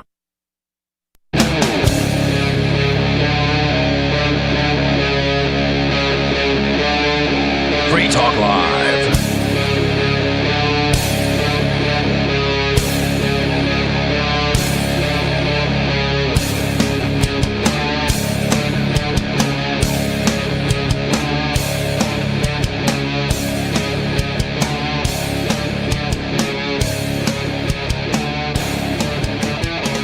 It's Free Talk Live, talk radio that you control, and that means that you can call 603-283-6160 to bring up whatever's on your mind. That's 603-283-6160. Forkfest 2026 is happening in Errol, New Hampshire at Northern Waters Outfitters Campground, June 22nd to 29th. The owner of the campground has offered to host 100 campers at his campground, which is being closed just for Forkfest. Anyone else who'd like to stay in the surrounding area may come for a day pass for free. But if you're camping, I forgot to say, it's $10 per night per person. The only real restriction he's given us for this event is no nudism, which I think we can deal with after the crazy restrictions Rogers started imposing. Forkfest, that's FORKFEST.party. Actually, wait, the new website, forkfest.wtf, is the better website, which has more information and more up-to-date information. Forkfest.wtf for more information, and forkfest2026@gmail.com to sign up as one of the 100 campers. And I'm really looking forward to Forkfest. Do both of you guys have plans to go? I'm hoping to go. I got to figure that out here in a bit. Do you and Elsa plan to go at all? Well, I thought we'd come up for a couple days. Nice, nice. Because you put in so much effort. Well, you guys have just done a lot of work to make sure that there's still like a camping festival thing to happen, and because Pork Fest is not happening as it typically would. Yeah. So I think keeping the camping tradition alive, and that was like the coolest. That's the allure to me. Is like is the camping, because that's I love to do that kind of thing. This is going to be more actual camping too, because there isn't like a motel on site. I mean, anyone can stay at a motel and then come for a day pass, like is mentioned in the ad read. Yeah. So what are you doing? I'm staying in an Airbnb. Yeah. I'm not You're not gonna tent it. I've never tented in my life. Glamp it. You could probably put something pretty cool together. Yeah. Like at Anarchon, it's the same way. It's like primitive camping. I rented an RV. That was awesome. Oh yeah, I've seen that. Well, some of these tents, like the connectable ones that they have these days, you can get like almost, it's like a tent mansion. Nice. And you can go into it, and they're pretty cool. Yeah, the owner was saying that he just sleeps in his tent when he goes up there, and I was like, oh, why don't you stay in one of like your cabins on the thing? And he said because he rents them out, but his tent is awesome, and he said it's like a yurt, like a circular one, and you can stand up inside it, and it has lights and stuff. I was like, oh, awesome. Yurts are super cool. I've stayed in a yurt before. I've stayed in teepees before. Those are cool. Or just like a canvas wall tent. You can make some of those like super duper cozy. Nice. Definitely consider all those things if you're planning on going to Fork Fest, because it's not a place where everybody has a hookup or anything like that. And generators are allowed. A lot of people are like, no generators, they're too noisy. Like the campgrounds might say that, but not this guy. Because it's right on a river that makes enough noise that it sounds like it will be like, if I was going to sleep on the campground, I think it would like put me to sleep. I love the noise it makes. It's not like annoying. Is your Airbnb on any water? Yeah, but it's like up on a hill. It's on the other side of the river. So it'll probably still be loud enough to... No, because we slept there. We went up there to checked it out. Check the campground out, and we took pictures and posted in the Fork Fest chat. And yeah, you can't hear anything. It's like up on a hill. But he said that people always say that they love that, like it helps them sleep. And one person left him a 1-star review saying, I couldn't sleep all night because of the river. I was like, that's an evil person. That's like the same thing as like if somebody took DMT and they start screaming and seeing demons, like somebody we know. It just makes me think like, oh, you just have evil in your soul. Like if you like can't sleep because of the beautiful sound of the river that sounds like natural white noise. Most people would use a white noise machine sounding like a river to fall asleep. Yeah, I do. In fact, the white machine I have, it has like just white noise, and it has like water and stuff like that. All the water ones are crappy, but this one in real life, it's like sounds perfect. Like, yeah, the best sleep I ever get is 6 feet from a river. Like I don't see how it could bother you. More than 6 feet. It's crazy. But it's like, where does this person need complete silence? Because that's weirder. Complete silence like keeps me up. Yeah. Yeah. Well, because naturally, it's not completely silent at night. When things go completely silent, there's something wrong. Bigfoot. Or some kind of predators entered into the space. UFO.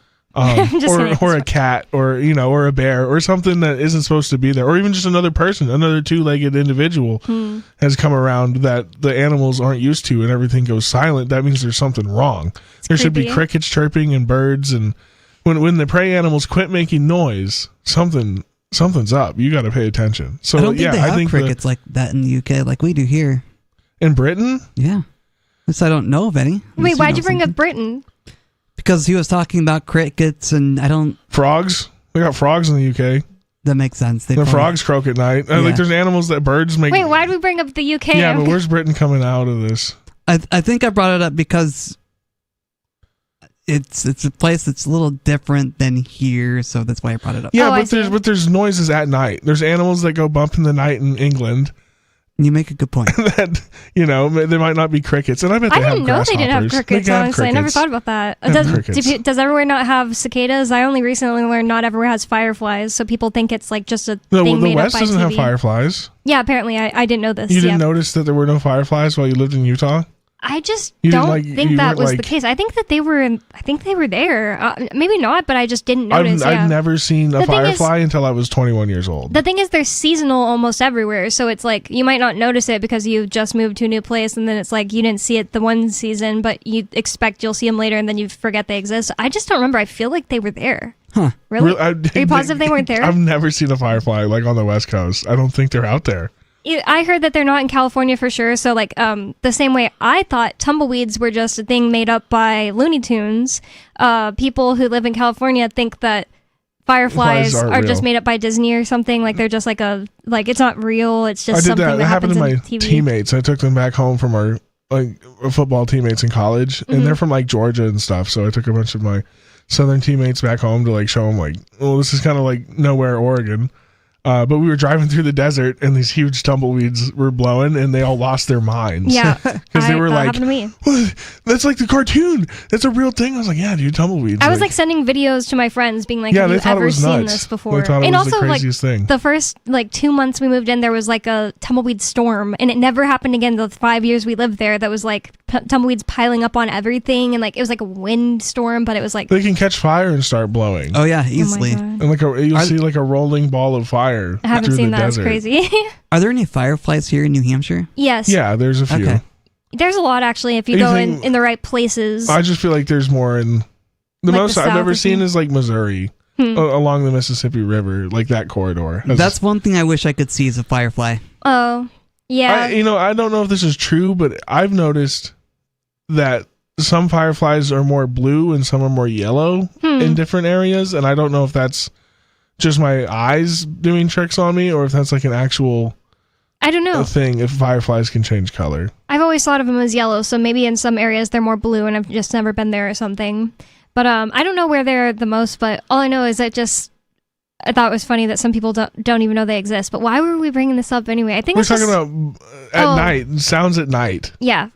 There is a river at the campground that in New Hampshire. is that is Forkfest is going to be at forkfest.wtf for more information on that, especially if you're going to miss Porkfest. It makes me really sad.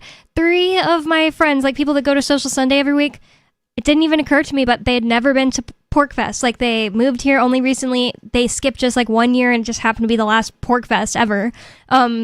Maybe it'll come back, but it's not actually back this year. People can call it whatever they want. It's not Porkfest this year. It's going to be this thing. If you go to like FSP's website, something else, and you can go there if you want and figure out that. But it's the same week as Forkfest, and I suggest you go to Forkfest. So forkfest.wtf for more on that.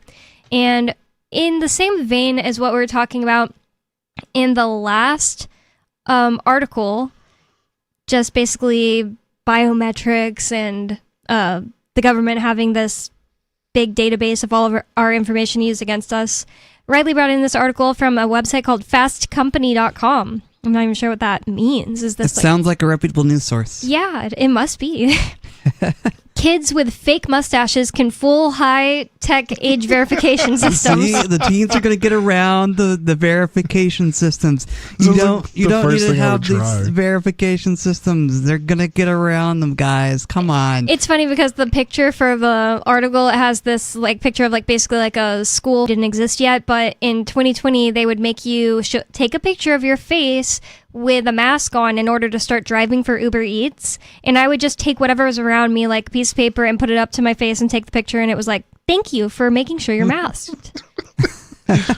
Because they wanted you to wear it even when you're just driving around. I would only put it on when I lived in San Antonio. I'd put it on to go into the restaurant, pick up the food or whatever, and then leave, not drive like that, and then go and put it back on whenever I was going to drop it off at the person's house, so that way they didn't like report me or something like that, or not give me a tip or whatever. It got to a point where if I saw somebody alone in their car with the mask on, I would match speed and point and laugh until they noticed me pointing and laughing. Nice. Because it's like, what do you? At some point, it's this is ridiculous. You look like a goofball. You're alone. Maybe they forgot to take their mask off. Yeah, I've definitely done that.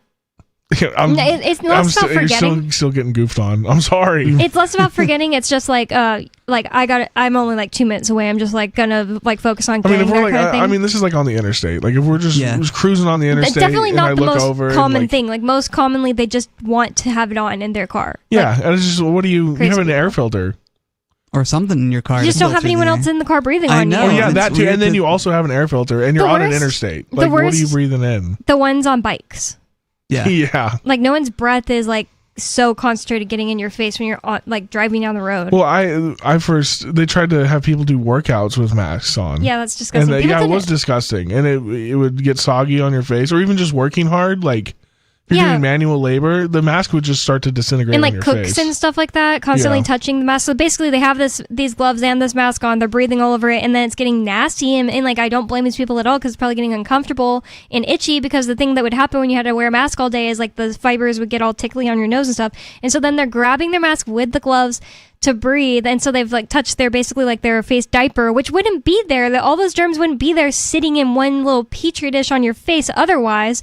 And now you're like, there's no point for you to be wearing those gloves, and then you go right back to cooking. It's like, honestly, restaurants are probably the most disgusting during 2020, and that's when people ate the most at restaurants. They definitely got the most delivery at that point. So kids with fake mustaches can fool high-tech age verification systems. The simple hack, one of several mentioned in the UK study,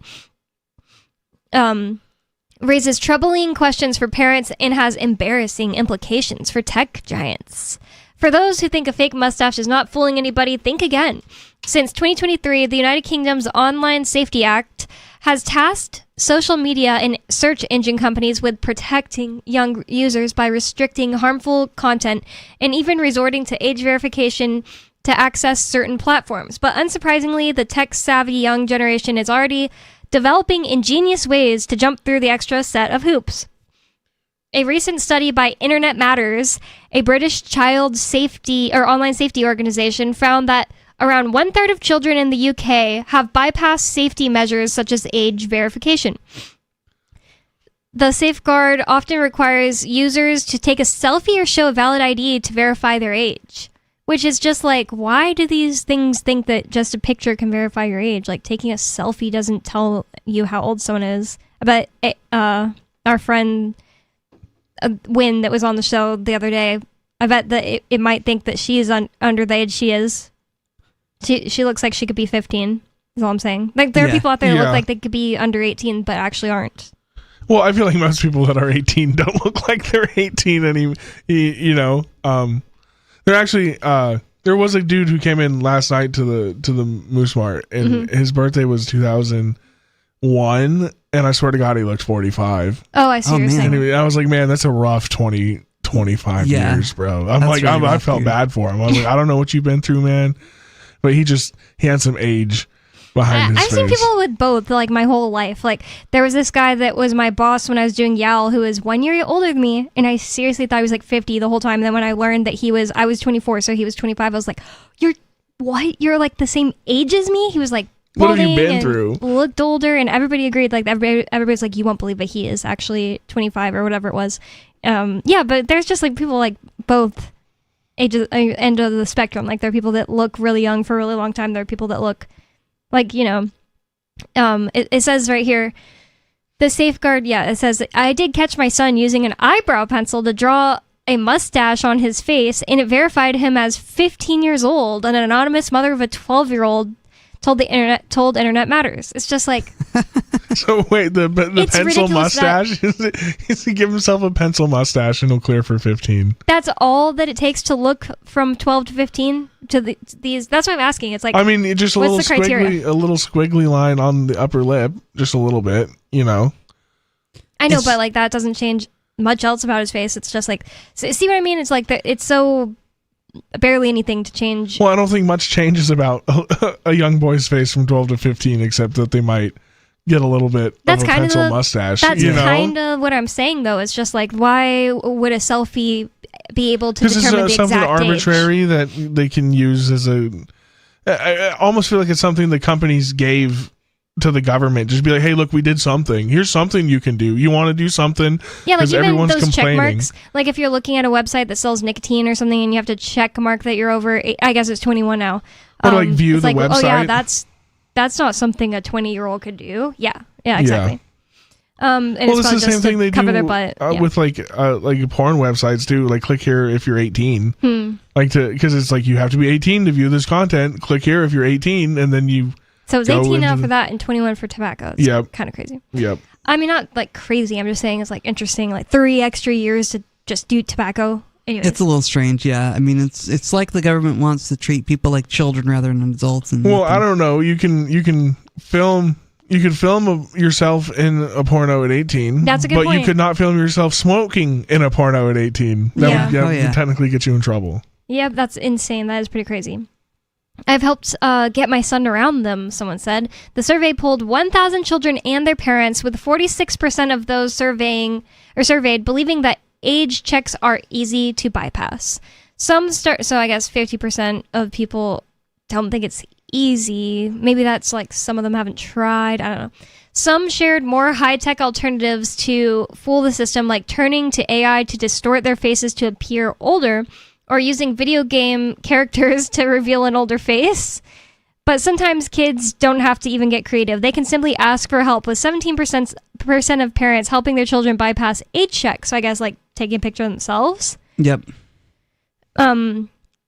A parent revealed, I have helped my son get around them. It was to play a game, and I knew the game, and I was happy and confident that I was fine with him playing it. Yeah, like for like mature content. Yeah. Like you're gonna have to take a selfie so your kid can play GTA. Like a 15-year-old boy could play GTA because it's technically like, I think it matures 17 and under can't purchase the game. Oh. Many agree that the restrictions, while intended for good, don't do much to keep users safe.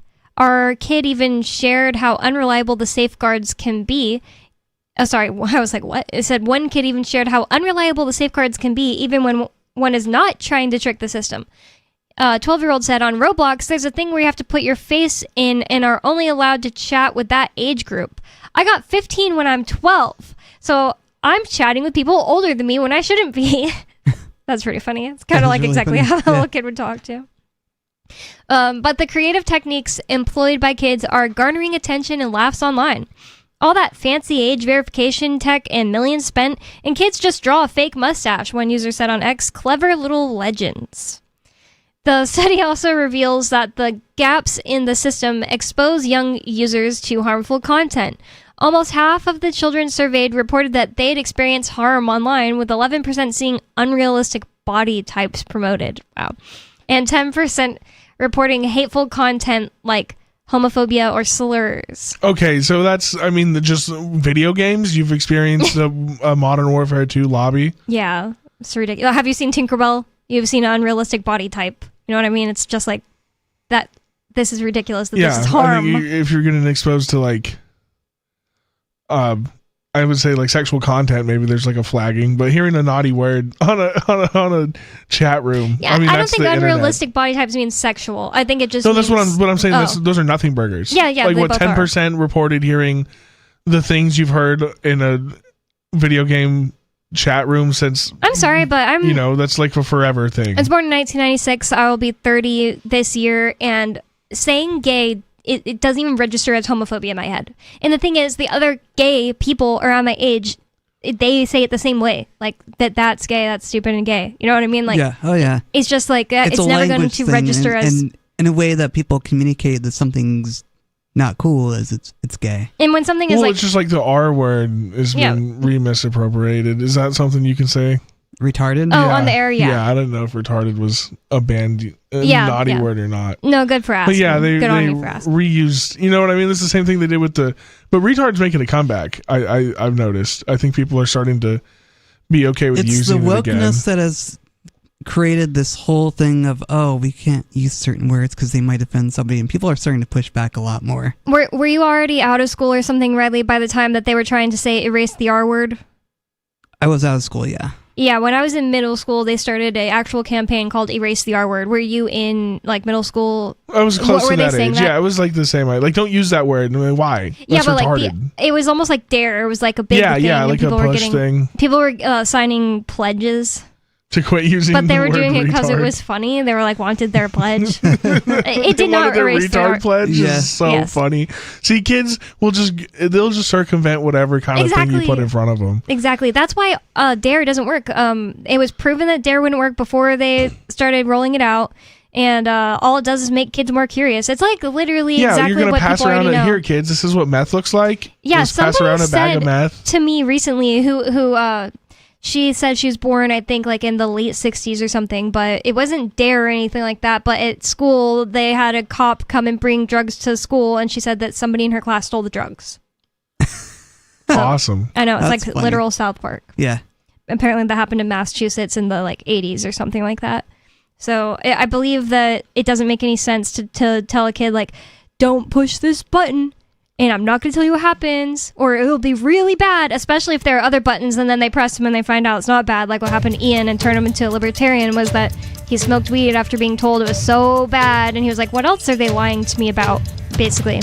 More Free Talk Live coming up, 603-283-6160. That's 603-283-6160 to bring up whatever's on your mind. More Free Talk Live is coming up. Don't go anywhere. It's Free Talk Live.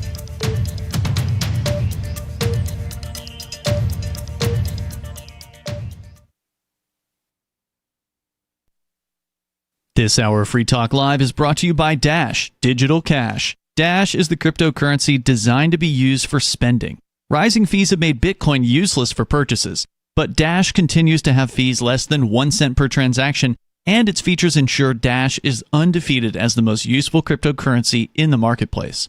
From a technical standpoint, Dash transactions are irreversible, and its network is protected from 51% attacks by their Chainlocks technology. There's no need to wait for a confirmation before considering a Dash transaction complete, so it's great for merchants. Dash is one of the oldest cryptocurrencies and is widely available on exchanges, including the decentralized Maya protocol, and in multi-crypto wallets. It's easy to get and use Dash. Start by learning more at Dash.org. Big thanks to the Dash DAO for sending us 32 Dash per month to promote Dash on the air.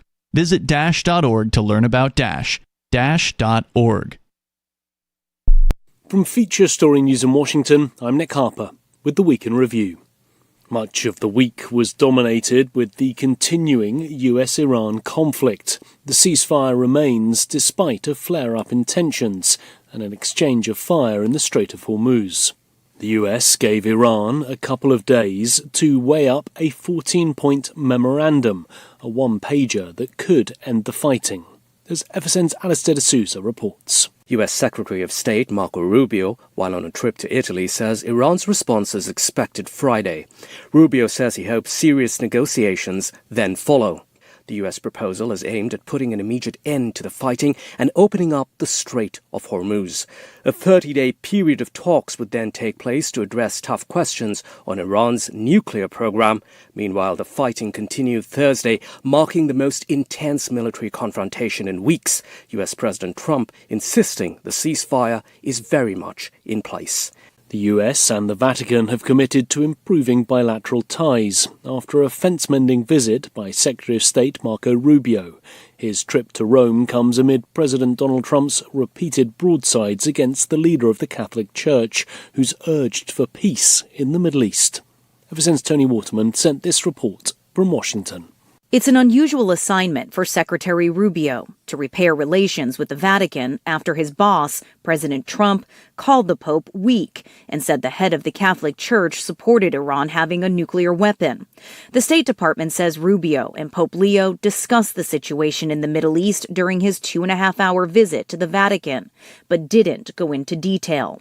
Pope Leo, the first American pontiff, has been a vocal critic of Trump's war in Iran and his immigration policies. The trip was partly meant to help the White House shore up conservative Christian voters ahead of the midterms, a loyal Trump base upset with how he's treated the pontiff and memes the president has posted depicting himself as Jesus.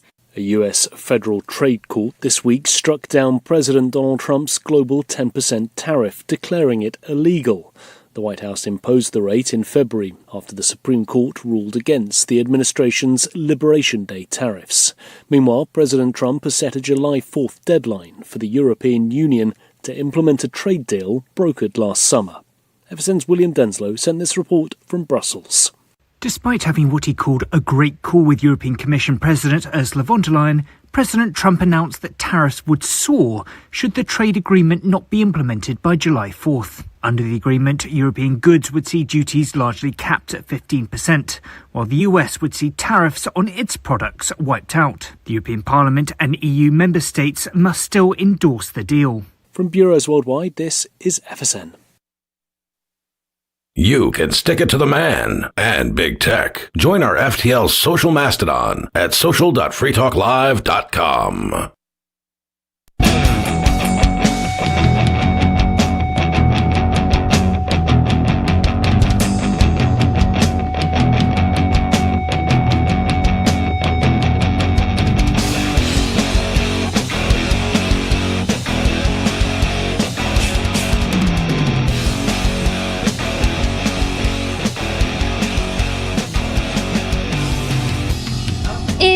Free Talk Live. Welcome back to Free Talk Live. 603-283-6160 is the phone number. That's 603-283-6160. And if you're tired of the oppressive rules and moderation of the big tech social media sites, our Mastodon server at social.freetalklive.com can set you free. Mastodon is free, open source, decentralized, and federated. Multiple apps are available for iOS, Android, Windows, Mac, and Linux. That's social.freetalklive.com. And with you on the show, you can, you've got me, Bonnie. O'Reilly O'Bill. And Angelo. And on the break, we did look it up, and there are crickets. So I stand corrected. In the UK. But I also know that there are 23 different kinds. 23 different kinds of crickets. Yeah, they're far less diverse in Scotland.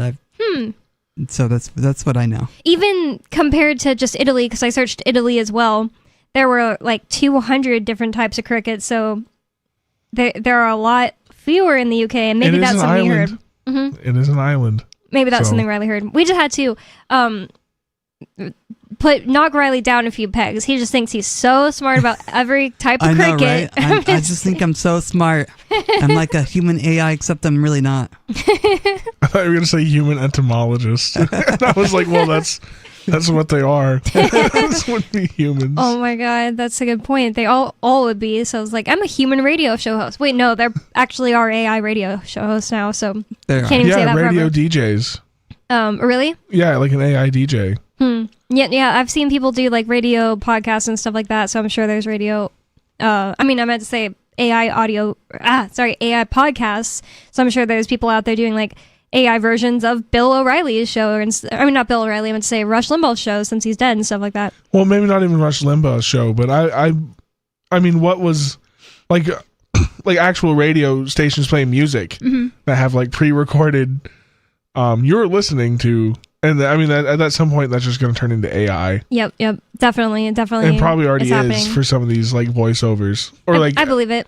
I bet radio commercials are already a lot AI now instead of having them pre-recorded in a booth. Yeah, one day there will probably be AI Free Talk Live where you can call in, but you'll just be talking to an AI and you'll be and nobody else will questions. be listening because it'll be tailored specifically to you, the listener. Exactly. They'll be really completely weird. Isolated. Yeah, there are just things about the algorithm that surprise me so much nowadays. I'm just like, wow, it's like it knew that was perfect for me in a weird way. I can't think of any good examples, but I'm sure everybody has that experience. You know what I mean? Yeah. It's called like the mythical refresh poll. What's that? It's like when you're like if you're scrolling through YouTube or like something, you can't find anything to watch, and you go, okay, I'll refresh it one more time, and then you refresh it, and then there's that gem, and it's just like made specifically. You're like, that's exactly what I was looking for. I'll watch this video. Yeah, it's like a mythical poll. You know what I mean? Like this is a holy grail. This is a holy relic of a video that I've just found after scrolling for however long. Yeah, trying to find something interesting to watch. Recently, I've kind of messed up my YouTube algorithm to the point because of the fact that I've been listening to like one specific topic a whole bunch, and now it's like all it wants to serve me, and it's kind of getting boring. So I'm just like, you need to fix that, YouTube. But maybe it's you're gonna have to put in some new searches. Yeah, I just started going to my actual subscriptions and looking at them. It's kind of fixing it, which I never do. I never like go to my subscriptions and see what the most recent things they've posted are. I'm like you. I don't really go to my subscriptions too much. Like I usually go to the For You page or the home page or whatever it is and listen to those videos there. I went to it more when I was trying to stay up to date on the news. I would check my subscriptions because I'd watch like Tim Pool and like some other types of Michael Knowles, Adam Smith. No, not Adam Smith, Dave Smith, like, like talking head types. And they post like 3 or 4 times throughout the day as the news gets posted. So you check in the morning and then I'd check in the afternoon, and I would just check my subscriptions. Like, what's the latest videos posted today? And then you just hit latest a couple times and you get the relevant news from, the group of people that you've kind of subscribed to. Yeah. I don't do that much anymore. I kind of fell off following all those guys. Who is Dave Smith's co-host? His name's like Robbie something. Robbie the Fire Bernstein. Oh yeah. He apparently comes to New Hampshire frequently and does a comedy show at the Shell and at the Seacoast for Free Staters. Oh really? Really? That's really cool. The thing is, I had heard the name and I had been like the person, one of the people that runs the Shell is always like promoting it. So I've seen it promoted that, oh, there's this comedian that people like that comes to the Shell. Everybody should come. But I didn't know he was Dave Smith's co-host. Maybe it's not every time or something, but he's on there quite a bit. Oh, okay. I think it's like a regular co-host. Yeah, that's pretty cool. I mean, it's just like Dave Smith thinks that the Free State Project is like beneath him, and he says stupid things on Twitter all the time. Oh, because he doesn't like LP&H, and it's just like, why do people have to be so dumb to think LP&H equals the Free State Project? But honestly, it's like, whatever. That's a filter, honestly. It's like, if you can't get past what LP&H post, and that's like too much for you, maybe you just shouldn't be here, kind of thing. Same thing as the snow. You know what I mean? Yeah. It's definitely a filter for everybody that doesn't want to be here. And maybe freedom. And maybe some people just like being big fishes in little ponds and they want to be the big celebrity libertarian around, but if they live in New Hampshire, it's like, yeah, you're just another libertarian. You know what I mean? Yep.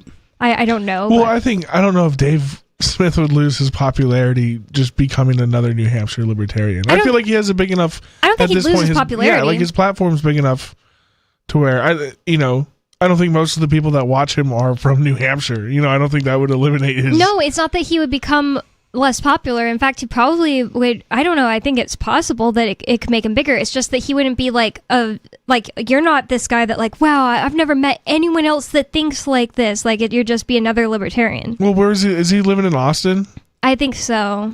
Joe's his boy. He's not gonna, do they do stuff together or something? Yeah, he's been on Joe Rogan multiple times. He is a stand-up. He goes to the mothership. Yeah, there's lots of things people care more about than actual liberty. Austin was horrible during COVID. Austin was apparently worse than San Antonio, but I'm pretty sure I just stayed away. I'm pretty sure I just didn't go to Austin the whole time. Which is weird. You think a bunch of LA people would flee, and then how bad was in LA? If Austin was so horrible that LA people had to run. People started fleeing after the restrictions got lifted a little. Yeah, the restrictions got lifted earlier in Texas than other places, but it was really bad for months and months and months and months, like at least 8 months. It was really bad. Like people like to pretend that it was like never locked down in Texas and it's rewriting history, and I refuse to let it happen. Like I've told so many people that are like, whoa, you're blowing my mind right now. Like I thought like Texas Cowboys, it was always, I was like, don't let any Texan tell you that. Everywhere was probably fine in rural areas. Every state probably had rural areas that it was like, yeah, we didn't lock down. We were going to Walmart without our mask. Every state had that. Like in Utah, where my parents lived in the middle of nowhere, like on the military base was bad because it's a military base and they're going to do stuff like that. But like the places outside of it, nobody seemed to care as much as like cities. But it's just like that's everywhere. It's not like what's the word, like special to Texas. Their churches were shut down, and if you can shut down Texans church mega churches and such, obviously they are statists. Obviously that's their god, not that's their religion, not actually God or whatever, or Christianity, whatever. Well, no, yeah, I agree. I think the evangelicals, I think they've been co-opted by the feds forever. I think a lot of American religion has just been CIA slop. And before that, it was just CIA propaganda for the state itself in Europe. For the state. If you want to track the apocalypse, you don't have to track that ship with the hantavirus or whatever on it, which I've heard can't pass from human to human and only passes from rat to human. So that's where I'm keeping my state of mind. Well, can the bubonic plague pass from person to person? I think it was from... Oh, yeah, but it was from, like... Well, it came from, they said it came like from ticks rats. that were on rats. Oh, okay. I thought it was fleas that were on rats. Or I meant to say fleas. Yeah, not ticks, my bad. Are ticks a new invention? It's like you never hear about them except in conjunction with talking about America and, like, Lyme disease. I don't know if there are ticks in... Are there ticks? European ticks. Are there ticks? So if you want to track the apocalypse in general, one theory, follow the billionaire's jets. This is from WashingtonPost.com. It says... Another reputable news source. It is. It says there are a little tagline underneath. I've never noticed it before. I don't know if this has like always been there, but it says, democracy dies in darkness. Oh my God, they must feel like they're really doing something at the Washington Post. just ridiculous. I went to see The Devil Wears Prada, and it was a great movie in general. The Devil Wears Prada 2. It was a really good sequel because it's just like the original is so good and iconic. You would think that like they would just have to like make it crappy and, you know, like make the legends in it become losers and stuff like that just to like ruin it like they do with a lot of sequels. But no, they didn't do that. They made it actually really nice. And the main theme, in my opinion, was like beauty matters. And instead of being like beauty doesn't matter anymore, we just like you know, body positivity and all this crap, they actually didn't go that direction. I was really shocked. Maybe the woke era is truly over. It was a nice movie. But I bring it up just to say, actually forgot why I was saying that. Following the billionaires' jets. I don't know. Ticks, something about the ticks. No, I don't remember why I said it. And there was a point. Sorry about that. So if you want to track the apocalypse, follow the billionaires' jets. An artist made a warning system to notify you if the ultra-rich flee city centers en masse. Or how do you say that? En masse? I don't know.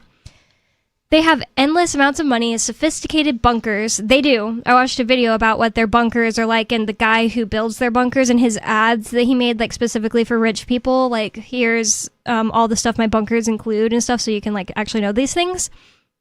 They're crazy. Like automatic guns and stuff like that. Oh, like turrets and stuff? Mm-hmm.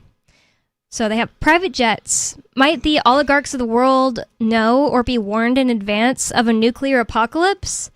So goes the theory underpinning the newest project from Los Angeles artist and coder Kyle McDonald, who has created what he calls an apocalypse early warning system by tracking private jets around the world. If a large number of jets suddenly flee city centers, transporting their likely affluent passengers to bunkers and isolated resorts, he figures it might be a warning sign for the rest of us. Couldn't they just not report it to the traffic controllers? I mean, I don't know if it's possible. Is it like an automatic thing? I've never. I mean, you can turn your black box on and off. Can you? That's what. Yeah, you can turn a transponder off. Like with lots of effort, right? Not just like a button or something. Like with a mechanic going in there and doing it or something, right?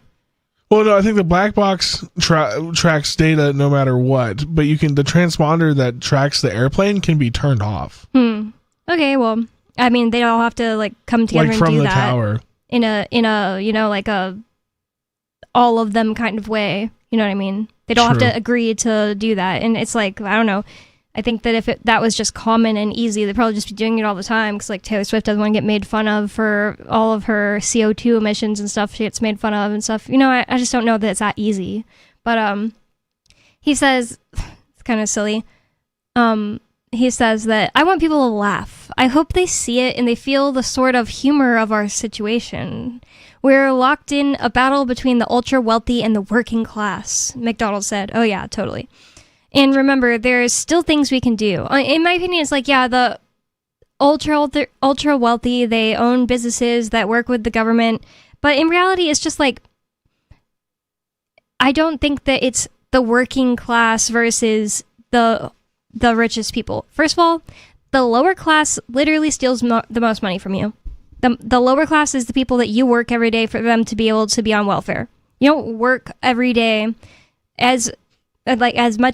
you're working every day isn't as much of a direct payment to the upper class. The upper class gets paid because of government deals that they do in printing and stuff like that. Of course, like, you need to exist for them to exist, but they actually have to do things that make their businesses money. Whereas the welfare class, you're there's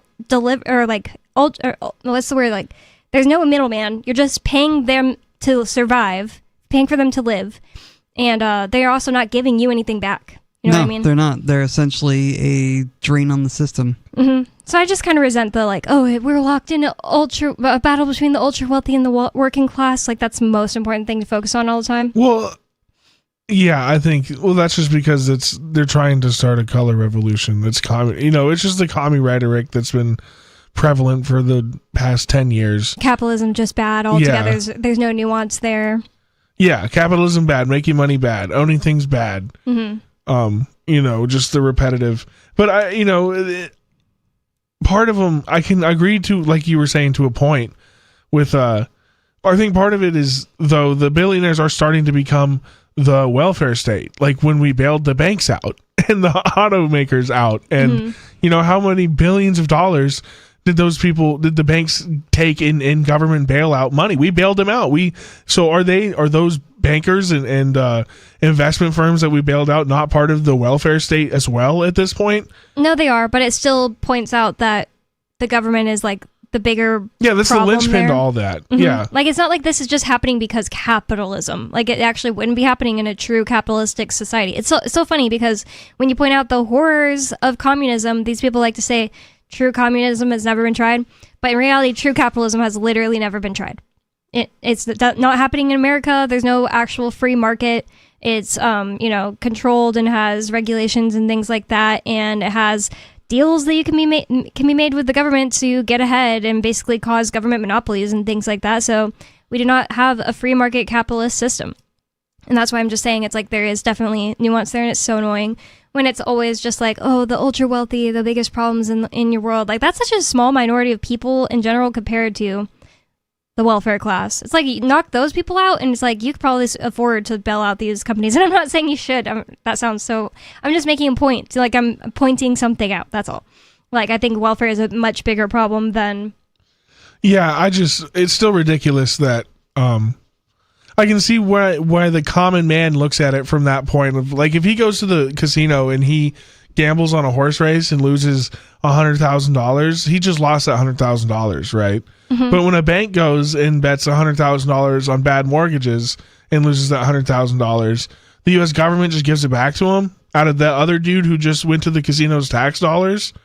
Yeah, but eventually, he's just people aren't they don't like to look deeper at anything, and the first people they see is the bank getting bailed out. So obviously, these ultra millionaires are my enemy. Obviously, that's who I need to be. This is class war. But they're dumb enough to like consider just like ultra wealthy people having things as like, see, they just like have all this money, and it's just not the same thing. Like literally, you should be looking at the person in Section 8 housing with like a newish car as a bigger threat, in my opinion. Like the person that doesn't want to work at all. You know what I mean? They're more of an abuse to the system than anything because they've got a new car and you're just trying to pay off your other car. And they ruin society more, in my opinion. I don't know. It's like the ultra wealthy that control the TV. They give you bad ideas, but then there are these people that like are ruined by welfare. Like, well, yeah, but so why? Ruined. So what does the ultra wealthy gain by pushing this idea of a class war on everybody all the time? Because they're not going to get harmed. They're just they're not. They're going to go to their bunkers. Yeah, exactly. Like I agree. They're just causing people to fight with each other, and that's why I think people shouldn't be stupid. Because if you can just think a little bit deeper about like what problems are in the world, like the government's the biggest problem, and those people are ultra wealthy, but it's not because they did something with the company. It's because they invested and they got insider trading and stuff like that. At least I don't know of any politician that's like super rich from actual like doing work. Vivek Ramaswamy at the moment, I guess. What did he do? I guess I just don't know. He was like a tech bro that actually is like the embodiment of what people hate about the Republican Party. He screwed, he's like a big like crony capitalist, did a bunch of like screwed a bunch of people over in like deals, and that's how he made all his money. He's running for the governor of Ohio right now, I think. It says, whoa, I did not know this about him. What? I didn't know he's a billionaire? Yeah. I didn't know that about him. It says that he's estimated to be worth approximately $2.5 billion. Wow. Yeah, Vivek's pretty rich. He's a big problem too, because he says that he doesn't, he thinks that there should be more H-1B visas and that Americans are lazy and all this stuff. It's like really awful. I just think that he's a big problem and he shouldn't be Ohio's next governor or anything like that. And I'm actually glad Trump ditched him. At first I was like a little confused about that situation. No, I get it. I don't like that guy. He won the primary. Yeah, he probably shouldn't though. So it sounds like Ohio's going to have a potentially a Democrat governor. I thought he's a Republican. Yeah, I don't think Vivek's going to win. Oh, I see what you're saying. Oh, okay. So he won the primary as a Republican, so it'll be him versus some Democrat. Yeah. I think that a lot of things are going Democrat soon because people are mad at Trump. The No New Wars guy has us in a war. Yep. It's horrible. And he doesn't do very well at instigating peace deals either, so of course the people are upset. Mm-hmm. And it's like this guy, Austin Peterson, that came to New Hampshire and was like going around being interviewed by people. He used to be a libertarian, and now he said that he doesn't align with the NAP anymore, and he is like just so pro all the wars.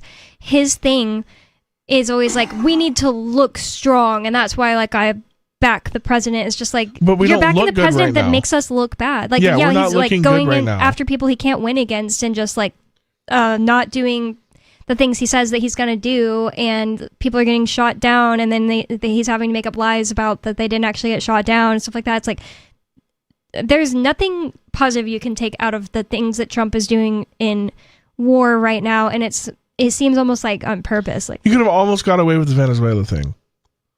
Yeah, That's then like a he did. huge flex, right? But that could have been your flex, and to like prove people were still tough. oh, you And mean for, just like, leave it your- at that? Yeah, you yeah. could've left I it think at he that. got I mean, away with that.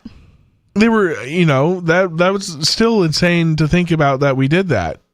You know, It's we really were in and out crazy and weird. in a couple hours, and we just stole a country sitting president, and then left. It's so crazy that like you don't hear about it anymore. Yeah, And- where is he? What's even happening with him? Is he in Yeah. jail? Where's his wife? And the other thing is that a bunch of soldiers there said that they got hit by some energy weapon that made them like poop their pants or something, or throw up or something, maybe both. Am I making that up? That part? I mean, they said that they got hit by energy. sounds Yeah, I said familiar. they threw up. They threw up, and like people were bleeding from their eyes or something. Oh yeah, that's crazy. And then we just never hear about it again. That's really Yeah. weird. So this guy who made this map of ultra wealthy private jets that hopefully it'll actually alert you, so you don't just have to be watching it. If a lot of private jets all leave a city at once, he said he wants people to laugh. I hope they see it and feel the sort of humor of our situation, that we're locked in a battle between the ultra wealthy and the working class. And remember, there's still things we can do. We're not completely downtrodden and lost of all hope. McDonald's, that's the guy's name, not the restaurant. McDonald's project uses publicly available flight data to track the locations of private and business charter jets, planes often boarded by the super rich, and chart a historic emergency level. It looks at how many planes are flying at one time compared to a baseline and rates it on a scale of 1 to 5. If the level spikes, McDonald's system can warn followers by text or email. Okay, so yeah, it will give you like an alert if that's happening. The apocalypse tracker hits on a growing divide and sense of resentment between working and middle-class Americans and the very, very rich. In the U.S. alone, the top 1% of the population holds 31.9% of total wealth, according to the Federal Reserve. The bottom half holds 2.5%. The bottom half. Wow. The richest person in the world, SpaceX, Tesla, and ex-mogul Elon Musk, has increased his wealth by more than $50 billion this year alone. That's crazy. People have cheered when orcas sank yachts belonging to the upper echelon and watched with glee as Russian oligarchs' yachts were tracked and seized after the invasion of Ukraine. Billionaire moguls, once something to aspire to, are now seen as money grubbers by large swaths of the population who believe that no one individual should hold such vast wealth. And they're forgetting that, like, the reason they can't get ahead is because of, like, the way that the system is set up. Like, the government printing money and the inflationary system that we live under that just... And taxes. Don't forget taxes. Yeah, there are lots of reasons you can't get ahead. There are lots of reasons that you can't start a business easily, and you actually have to pay all these taxes to even be able to start a business. License fees. Yep, fees. Yeah, but I feel like the ultra wealthy use the government as a bludgeon against the workers almost. Like, you know, we're gonna pay these lobbyists and pay off these politicians to get in and set up these regulations to where the little man can't start the new business that could compete with the mega corporation. Yeah, definitely but that's still it's still the points government. to the government Yeah. is the key. It's like, it's not just like the fact that somebody earned money, and that's what people are too stupid to get to that point in their head. It's just like it's not just the fact that somebody has more money than you that they're able to wield anything against you. It's the government being there as the weapon. More Free Talk Live is coming up. In what medical authorities are calling one of the worst ointment complications in White Plains Hospital's history, area girlfriend Caroline Nagler was rushed to the ER this week after suffering an extreme overdose of scented lotion. With a blood lotion level of 0.45, hospital sources confirmed that Nagler had rubbed onto her body 4 times the lethal limit of shea butter, green tea cleanses, and naturally soothing mineral therapies. Even putting aside the sheer level of lotion Miss Nagler had on her person when she arrived at the ER, this was an especially lethal combination she was using. She was mixing scented moisturizers, age-defying serums, and even some harder stuff like jojoba and essential fruit extracts. Frankly, she's lucky to be alive. In other news, Beijing's air solidifies. A Delta Airlines counteragent assures a man he will never see his family again. And a mannequin must think he's some pretty hot shit. They say if you love something, let it go. But how could we possibly leave you behind after being blessed with a relationship as unique and complex as this one? For more, keep checking theonion.com. This is the Onion News Network. So you've signed the Shire Society Declaration and are planning your move to New Hampshire to be around more liberty-oriented people. Next, sign up for the Shire Society Forum at forum.shiresociety.com. There are a bunch of people there who are already in the Shire, and they want to meet you. If you're already in the Shire physically, you should also come by the forums. Remember, not everyone uses Facebook. New people are signing up for the Shire Society Forum every month, so drop in and say hello at forum.shiresociety.com. Tired of cancel culture? Sick of mega tech corporations holding an axe over your head? Join the LRN.FM Matrix chat server. It's self-hosted, so no one else can tell us what to do or say. Don't like the existing channels? You can make your own. You can even connect into some of our channels from other Matrix servers. It's federated. For the full LRN.FM Matrix experience, though, you should join our server via the step-by-step instructions at chat.lrn.fm. Chat.lrn.fm. You're listening to the live edition of Free Talk Live. Hour number 3 is next after the news here on the Liberty Radio Network at LRN.FM. From Feature Story News in Washington, I'm Nick Harper with the Week in Review. Much of the week was dominated with the continuing US-Iran conflict. The ceasefire remains despite a flare-up in tensions and an exchange of fire in the Strait of Hormuz. The US gave Iran a couple of days to weigh up a 14-point memorandum, a one-pager that could end the fighting. As FSN's Alistair D'Souza reports. U.S. Secretary of State Marco Rubio, while on a trip to Italy, says Iran's response is expected Friday. Rubio says he hopes serious negotiations then follow. The U.S. proposal is aimed at putting an immediate end to the fighting and opening up the Strait of Hormuz. A 30-day period of talks would then take place to address tough questions on Iran's nuclear program. Meanwhile, the fighting continued Thursday, marking the most intense military confrontation in weeks, U.S. President Trump insisting the ceasefire is very much in place. The US and the Vatican have committed to improving bilateral ties after a fence-mending visit by Secretary of State Marco Rubio. His trip to Rome comes amid President Donald Trump's repeated broadsides against the leader of the Catholic Church, who's urged for peace in the Middle East. Ever since Tony Waterman sent this report from Washington. It's an unusual assignment for Secretary Rubio to repair relations with the Vatican after his boss, President Trump, called the Pope weak and said the head of the Catholic Church supported Iran having a nuclear weapon. The State Department says Rubio and Pope Leo discussed the situation in the Middle East during his 2.5-hour visit to the Vatican, but didn't go into detail. Pope Leo, the first American pontiff, has been a vocal critic of Trump's war in Iran and his immigration policies. The trip was partly meant to help the White House shore up conservative Christian voters ahead of the midterms, a loyal Trump base upset with how he's treated the pontiff and memes the president has posted depicting himself as Jesus. A U.S. federal trade court this week struck down President Donald Trump's global 10% tariff, declaring it illegal. The White House imposed the rate in February after the Supreme Court ruled against the administration's Liberation Day tariffs. Meanwhile, President Trump has set a July 4th deadline for the European Union to implement a trade deal brokered last summer. FSN's William Denslow sent this report from Brussels. Despite having what he called a great call with European Commission President Ursula von der Leyen, President Trump announced that tariffs would soar should the trade agreement not be implemented by July 4th. Under the agreement, European goods would see duties largely capped at 15%, while the US would see tariffs on its products wiped out. The European Parliament and EU member states must still endorse the deal. From bureaus worldwide, this is FSN. This week, a deadly hantavirus outbreak on board a cruise ship led to Spain giving the vessel permission to dock in the Canary Islands. 3 passengers have died on board since it set sail from Argentina across the Atlantic Ocean last month. Former passengers who left the ship at earlier ports have been advised to self-isolate.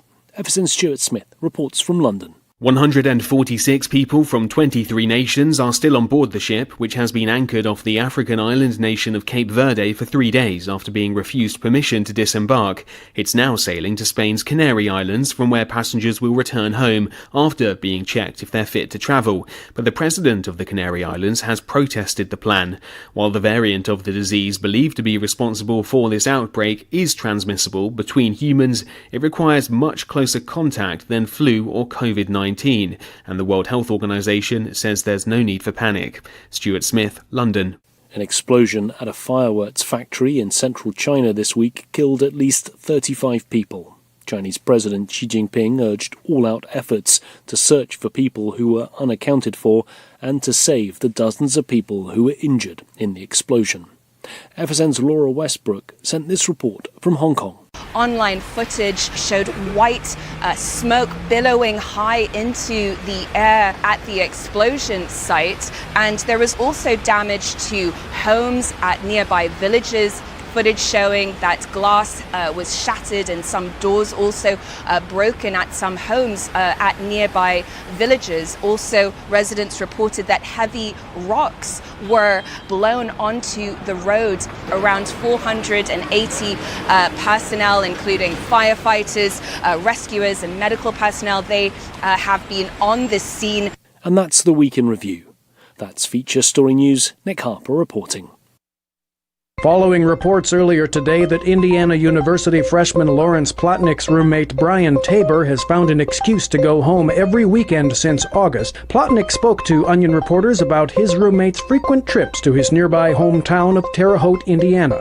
Every week since we got here, it seems like every time I ask him if he wants to hang out on Friday, he has some wedding or birthday party or something. In fact, I'm pretty sure he hasn't spent a single Friday or Saturday night on campus in the past 6 months. Plotnick went on to cite a variety of far-ranging excuses used by his roommate to justify his constant visits home, including various family functions, a visiting friend from China, as well as his occasional desire to, quote, just hang out at home for a couple of days. I mean, I suppose I vaguely understood when he had to go back in November because his best friend's grandfather died, but last weekend he had to go back for his aunt and uncle's wedding anniversary.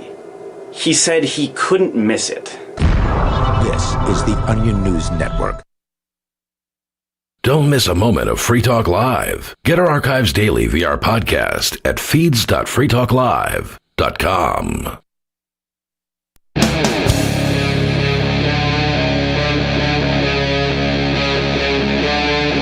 Free Talk Live.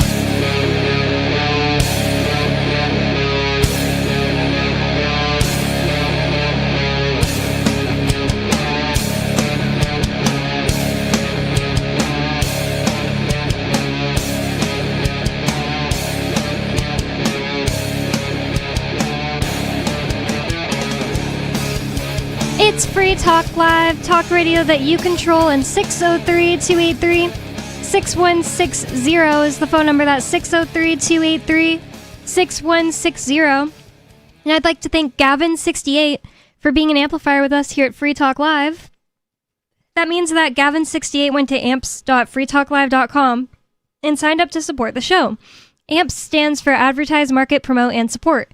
Thanks to Gavin68 and everyone who supports us. And again, that's amps.freetalklive.com if you'd like to check out the perks and benefits of becoming an amplifier. And we do appreciate everyone who's an amplifier with us here at Free Talk Live. And with you on the show tonight, you've got me, Bonnie, Riley O'Bill, and Angelo. And you can call 603-283-6160 to bring up whatever's on your mind. Free Talk Live's always open phones. 603-283-6160 to bring up whatever's on your mind. And in the last segment, we were talking about billionaires and their jets being tracked just so people can know if a nuke is coming, which it actually reminds me of an old Free Talk Live advertiser. Maybe Riley remembers this. There was this necklace that was being sold.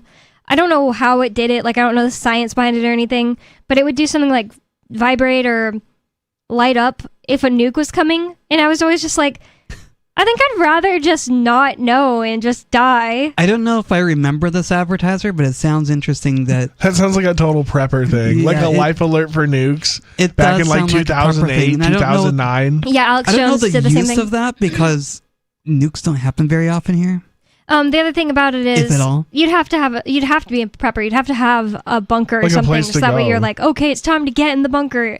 Because And if you you'd just have don't to have one, wear then that you're like, all oh no, the what's happening? time. Or like a lot of rural people have like bug out spots. They have, they got plans. When it all goes down, I'm going out in the holler. I got a spot. Yeah, I'll ride but it out. I feel like if a nuke is coming close enough to you for the necklace, Well, are to you sure it's not figure just it like out? a nuke coming towards the United States? No, like I if think a nuke hit the it United had States, some- period. From my understanding, it had something to do with like it coming towards us, and it was like able to know that. How did that work? I don't know. Necklace that told you if nukes coming. Alex Jones also. They were advertisement for them. I don't know if this is the same thing. Radioactive hazard symbol pendants. No, that's not what I'm talking about. Yeah, if Ian was here, he would know what I'm talking about. No, these are all just like silly things that are popping up because AI overview is just like really stupid. Yeah, these are all Fallout inspired necklaces. No, I'm not getting the right thing. Atomic bomb pendant. No, that's not the right thing. Like, it's all just like Etsy, like fake things that are supposed to be like just look like that, but that's not what I'm talking about. This was it somehow alerted you. It was like life alert for nukes, and it's like almost like I feel like it's being memory hold or something, but most likely it's just I'm typing in the wrong words. I wrote necklace that told you if nuke's coming, but If you remember, ask Ian. Maybe he'll know. yeah, Ian would definitely know. That's what I was saying. If he was on, he would know what I'm talking about. But Okay, there's one called Nuke Alert, a compact keychain attachable radiation monitor and alarm. yeah, see, that's what I'm saying. Like it felt Okay, the so I radiation. guess that's like X-ray radiation and uses a long battery life. Wireless emergency alerts, the FEMA app and local management. Oh, that's that directly to seems more like- smartphones. Yeah, the FEMA app thing would be more something just like, oh, it's like letting you know it's coming. But the thing I was talking about, I think it is the first one you had that had some kind of like way of knowing things are getting more So there's radioactive. a around national us. warning system, a dedicated 24/7 phone system used by the federal government to alert state and local authorities of threats. There's just someone out there that plays that all day in their house. Yeah. Keeps it on. Well, it would make sense. They could have been like pagers. Like if somebody called that number in your area and then it would just relay the fact that it was called. I don't know. Yeah, but if there's just like a stream somewhere that like it'll go off if an alarm, if a nuke is here, an alarm will start going off. You just know there's somebody or many somebodies probably in America right now that have that just somewhere in their house sitting there like it's gonna go off if a nuke's coming. But in my opinion, I would just rather die. I wouldn't want to be like, oh no, I have 5 minutes to freak out if a nuke was like literally gonna hit where I lived. When Dave Ridley was my roommate a long time ago, well, maybe not a long time ago, but almost 3 years ago, he told me that it will take 8 minutes for the fallout from a nuclear blast to get from Boston to Keene. Oh my god, that's crazy. I know. Ugh. It is crazy. That's horrible. Well, so the fallout isn't instant death, right? It's just like, No. oh, you start getting poisoned. Yeah, you start getting poisoned. Best place to be is probably the basement, around no windows, things Well, like that. how much would the radiation dump be onto somewhere like Keene, and how much are the mountains going to break that up?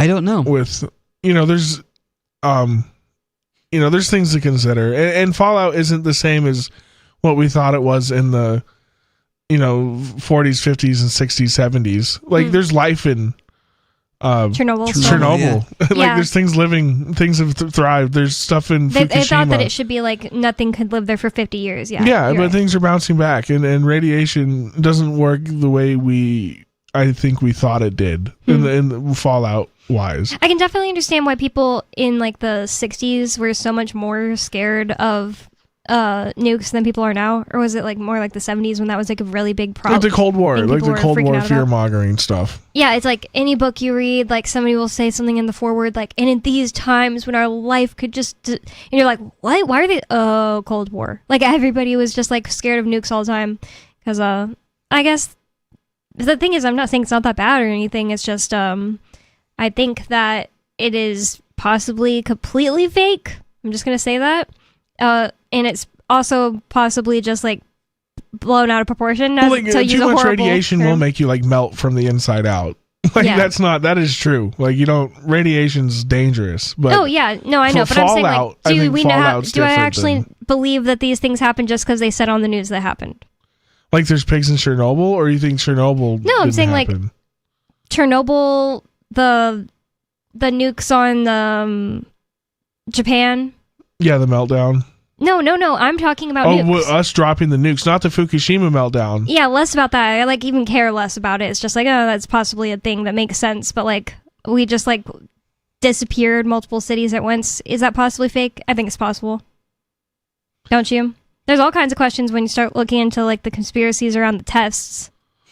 Really? I haven't looked into any of that. I just figured, unleashing the power of the sun sounds like something the government would try to use on people. But then again, it's like I go back and forth. I'm not saying that is my belief. It's just like, do I have my mind open to that? Yeah, I do have my mind open to that. It's just like totally fake. But the other end of the spectrum is like, do I think they have stuff that we probably can't wrap our minds around? Yes. So, I mean, it's like, do I think that's like I have my mind open to that? Yeah, would I be mind blown that nukes were faked? No. Yeah. It wouldn't be like life-shattering news to me. They were really wrong about a lot of stuff about him, so. Yeah, well, which is true. I just think nuclear, the annihilation aspect is because we're going to drop 300 of them on the same spot, and that's what's going to destroy everything. But like one nuclear missile, I mean, we did a bunch of tests in Nevada, and there wasn't a nuclear winter, supposedly. So like, 3 or 4 bombs going off isn't going to destroy the whole planet. Oh yeah, if you're talking about destroying the whole planet, yeah. Or like, I mean, even if one hit Boston, I don't know.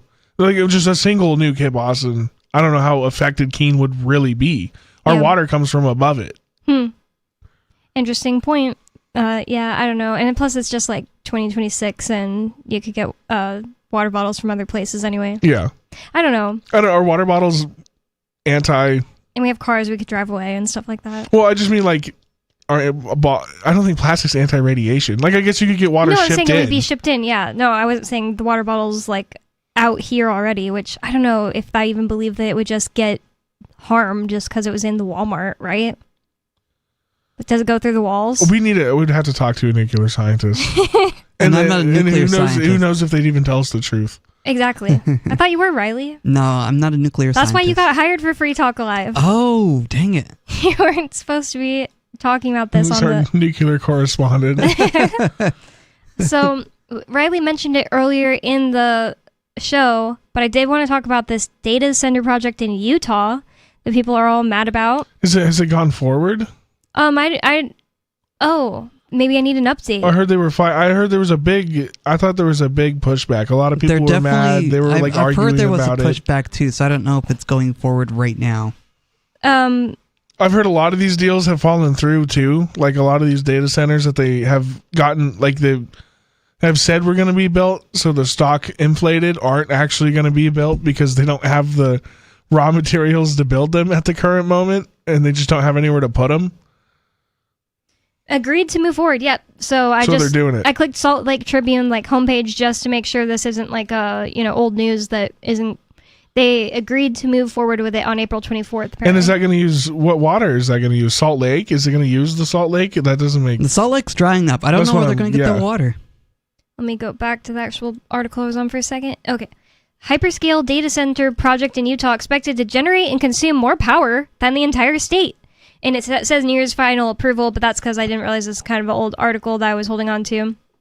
It says updated the 25th, so they probably gave it an update in here. It says celebrity investor Kevin O'Leary.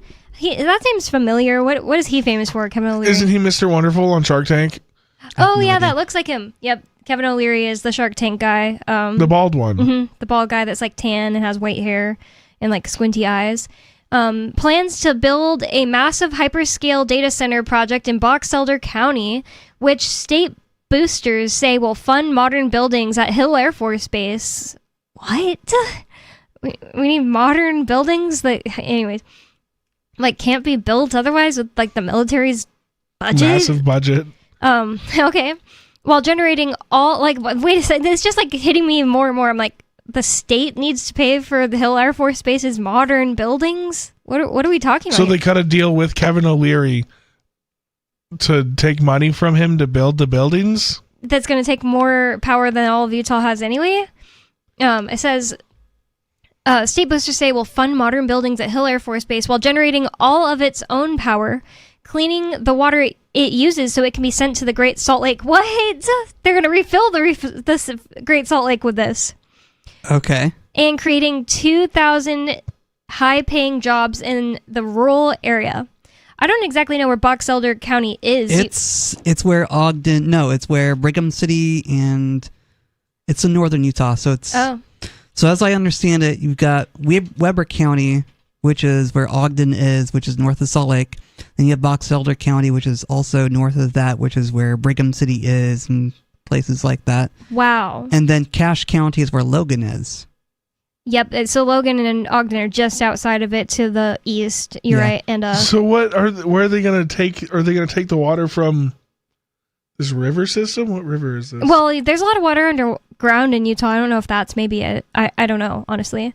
There's a bunch of. Oh wait, I can't tell because of the map I'm looking at. I was seeing mountains, thinking it was water. Yeah, I don't know, but there is water underground. I don't know if it literally is going to come out of the Great Salt Lake. Then they're going to clean it and put it back. Well, this article might tell us, but there is someone calling in. Well, actually, that's weird. The call just like paused. That's so weird. It's like somebody started trying to call in and then it just like left on auto attendant. Oh, that might mean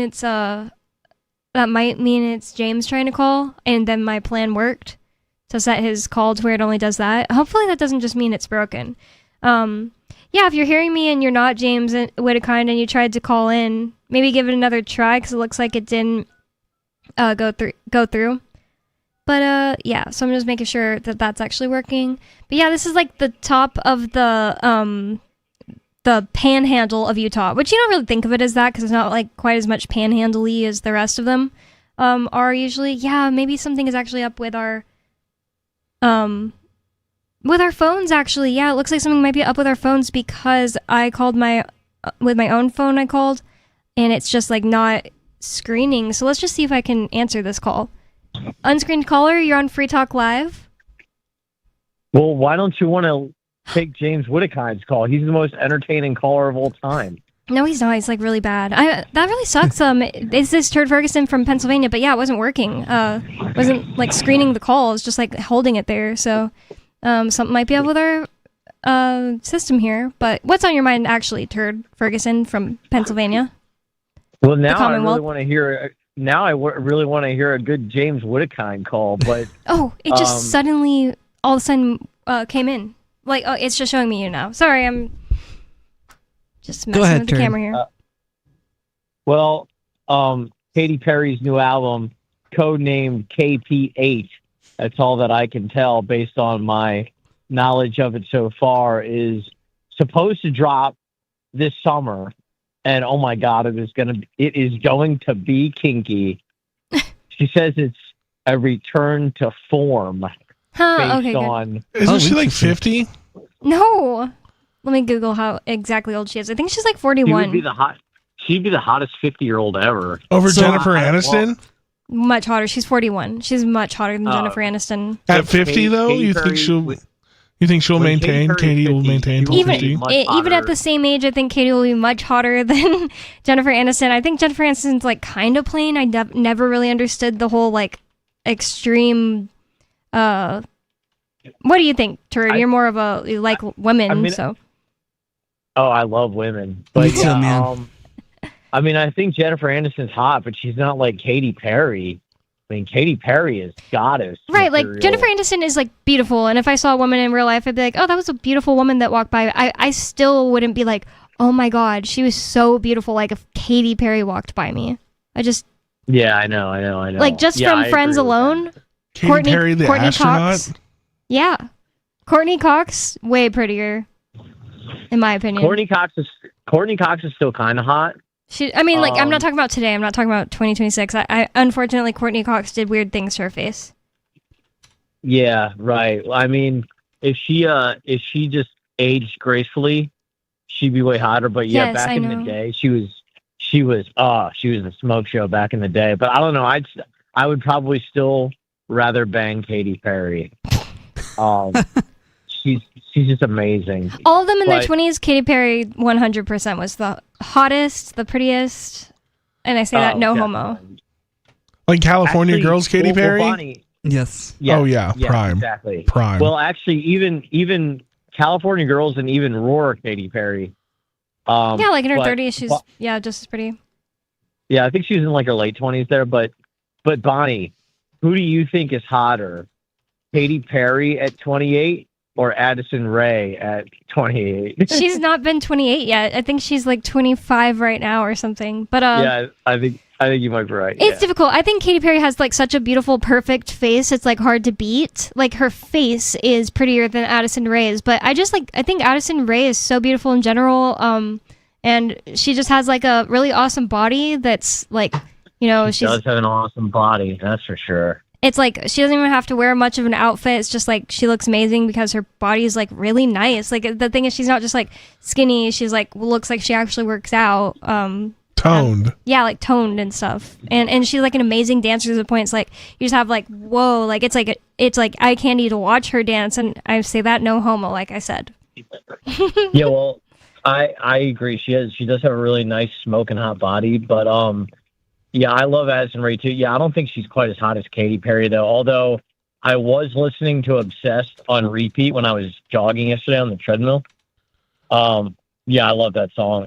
That was definitely based on a Michael Jackson song. If you listen to like yeah, it definitely was like if you listen to it. But I love that song. But I hope that KP8, whatever the actual name of the album is, I guess that KP8 is probably just a code name. But I hope that it's like a return to like Teenage Dream, basically. That would be so amazing. Or even if it was like Teenage Dream 2 or something, and it was just like all similar songs. She can't really like, do that. Are you watching the streams, Turd, or have you seen my shirt? Wait, your shirt? Wait, what? My shirt says Madonna for president. And I was just gonna say, I don't think I would actually support Katy Perry doing a Teenage Dream 2 right now and trying to take some of Madonna's thunder when Madonna's doing Confessions on the Dance Floor 2. Oh. Well, not allowed. One way or the other. Well, Bonnie, one way or the other, KP8's gonna drop this summer, so you might as well want it to be amazing. And Teenage It's probably Dream gonna be 2. amazing. When is Addison Rae gonna come out with another song? Like my birthday is coming up, and my birthday is the day that Addison Rae dropped her self-titled first debut album, Addison, which is one of the best albums of all time. And it's coming up, so it's gonna be the 1 year anniversary of that. And it's like I need her to drop another album. In fact, it should just be on my birthday every year. That would be amazing. Maybe she just will decide June 6th. That's the best day You should ever. tweet at her. I tried. I believe her new album is also due this summer, if I'm not mistaken. That's what I've heard. That'd be awesome. So yeah, like Katy Perry. yeah. I mean, Charlie XCX dropped Brat on June 7th, 2025. I think. kinky. So I kept. 2024. So I kept tweeting at her like, change it to June 6th. Change it to June 6th would be better. But she didn't. yeah. Like, why wouldn't you? It's Probably better. maybe contractually. I'm joking. I knew she wasn't gonna do it, but I was tweeting at her anyway. That would just be so much better. But Charlie XCX, I mean, Brat was amazing, but Charlie XCX was too busy worried about Kamala Harris instead of worrying about how amazing. I mean, if she could have done like release parties with her stripping to Brat, and it would have been perfection. ew. But I think her Sympathy Kamal is stuff was annoying as well. I know, but Sympathy is a Knife is like one of my favorite songs still on that album. That is a really good song. That's actually pretty good taste. I'm not gonna lie. Like I would probably judge you if you said a lot of other ones. Sympathy's Knife is a really good one. We all know Well, Turd there- has I great mean- pop music taste on this show. He does. I have the best pop music taste. No, you don't. But Because I do. Yeah, I had a terrible day. I had to wait. I didn't fall asleep at all last night, and I had to wake up really early. And then because I couldn't sleep anyway, so I woke up at 5 and just got in the hot tub until I had to start getting ready to go to my appointment at 6. And then I left the house at 8, and I got to my appointment 2 hours away at 10. And then I worked all day. Well, I mean, at least I sold a couple baths today, so at least I made a bunch of money. But I didn't even get home until an hour ago. Man, that sounds like a rough day. Yeah, it was pretty nasty. But what do you think prevented you from falling asleep? Modafinil? I do this thing called coffee. And it works. It works really well. Do you drink coffee, Riley? Yes, actually I do. Yeah. Do you consider it a drug? Yeah. I don't I consider it a drink, but it does contain a drug. I don't know if I consider coffee itself a drug. I mean, caffeine's definitely a drug. Yeah. It is technically a drug, and it's an awesome one. It's definitely my favorite one. More Free Talk Live coming up. Don't go anywhere. 603-283-6160 is the phone number. And the phones are working. It just did this weird glitch thing, so you could totally call in. 603-283-6160. It's Free Talk Live. More coming up.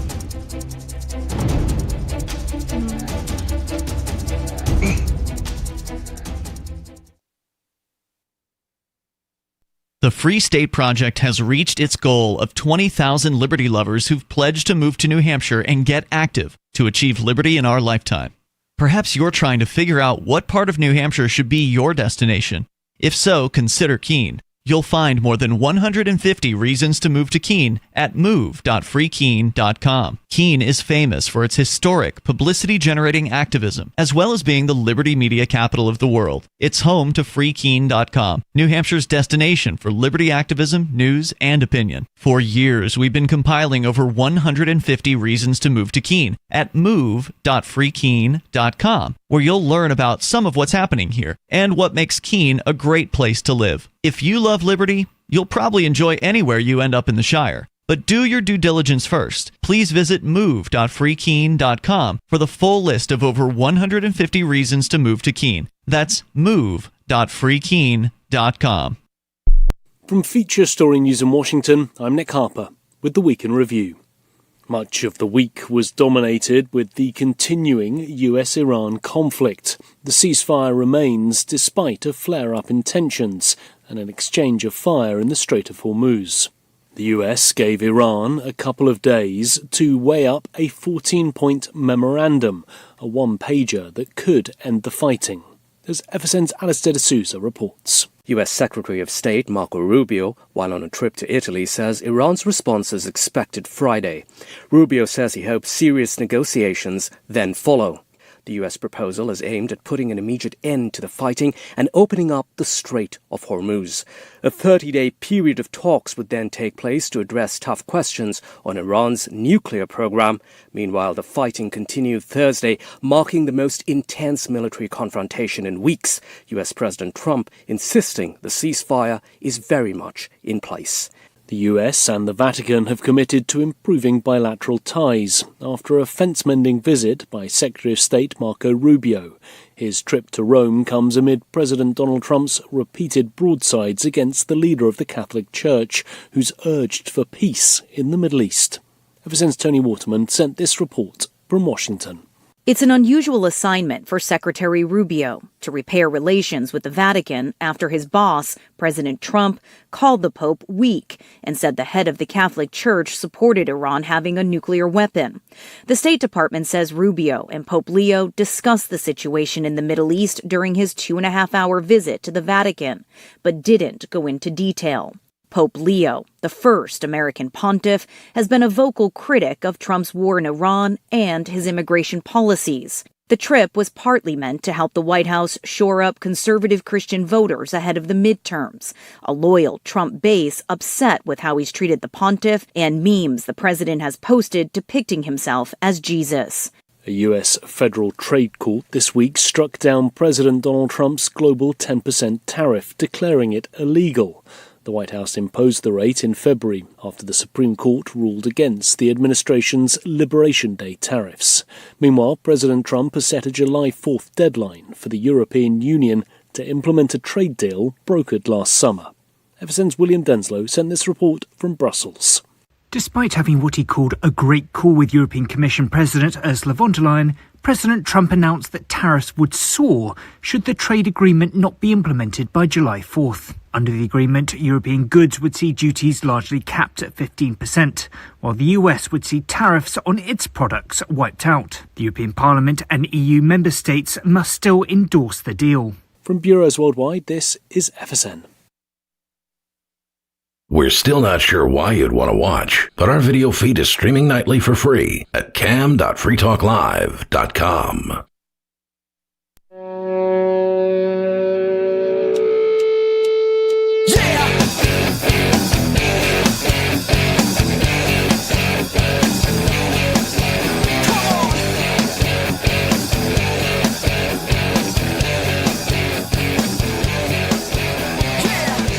It's Free Talk Live, talk radio that you control. That means that you can call 603-283-6160. It's the last segment of the show, so if you'd like to bring up whatever's on your mind, 603-283-6160 is the phone number to get in on the conversation with us at Free Talk Live. And with you on the show tonight, you've got me, Bonnie. Riley O'Bill. And Angelo. I haven't accidentally censored you guys at all tonight. Oh, thank goodness. Yeah, I've been good at unmuting your mics. You've been really behaved. So we were reading this article about a giant data center that's going to go into Utah. I know that there are people that are literally sometimes they just are the type of person that seems like a contrarian. You don't know what they actually believe. Like Jeremy Kauffman online saying data centers are actually a great thing. Libertarians should support data centers. And I don't know why. I don't really understand the whole argument. Honestly, I don't have some big, strong opinion one way or another, except that I just don't like AI. And so there is that. And I kind of wish something would happen to technology oh no, a comet got close to Earth and it made all the silver on the planet melt and now we can't use our phones. That would be kind of maybe back great. Or a long time ago. Well, that's also can't use your car. Yeah, that's true. So okay, you better saddle else. up, Bonnie. Or maybe something crazy 20 years ago or somewhere around, or 18 to 20 years ago in 1998 or so, there was a major satellite outage. So maybe something else. What year? 1998. I don't remember what it was, but it was around 98. But there was a major satellite outage that took out a lot of communications, and it was just interesting because everyone had to find alternative ways to communicate. So, did it last days? I don't know how long it lasted. I've always asked older people, I'm seriously, tell me, how did you get from point A to point B without phones, without instructions that were moving with you? Well, how? People used maps and had to look at the roads and figure it out. And I know the answer would be maps, but I'm but you're driving, you're about to take an exit and you don't know if it's this one or the next one. This is when there was a bunch of service stations and gas stations. They were a lot more prevalent. Yeah. You got to think places like Route 66 where there was a gas station every 55 There are fewer gas stations now? Yeah, a lot of those places closed because gas tanks got bigger, cars got more efficient in fuel. Wow. We got GPSs. Yeah, that is annoying actually because so you can go farther without stopping. It's I need to pee all the time, and sometimes in a lot the of those long places periods of time, closed. it's there's nowhere to pee. That's annoying, especially in New Hampshire. So you just pull over at the gas station and take a look at your map and that's basically the answer that most people give me. They'd be like, well, you'd have to actually pull over, or you'd take that exit and you just realize it's the wrong one, pull over somewhere in that exit, and then restart. And I'm like, oh, that's horrible. So it was and the just speed much limit worse. wasn't 80. Cars couldn't go 80. They were stuck going 55, 60.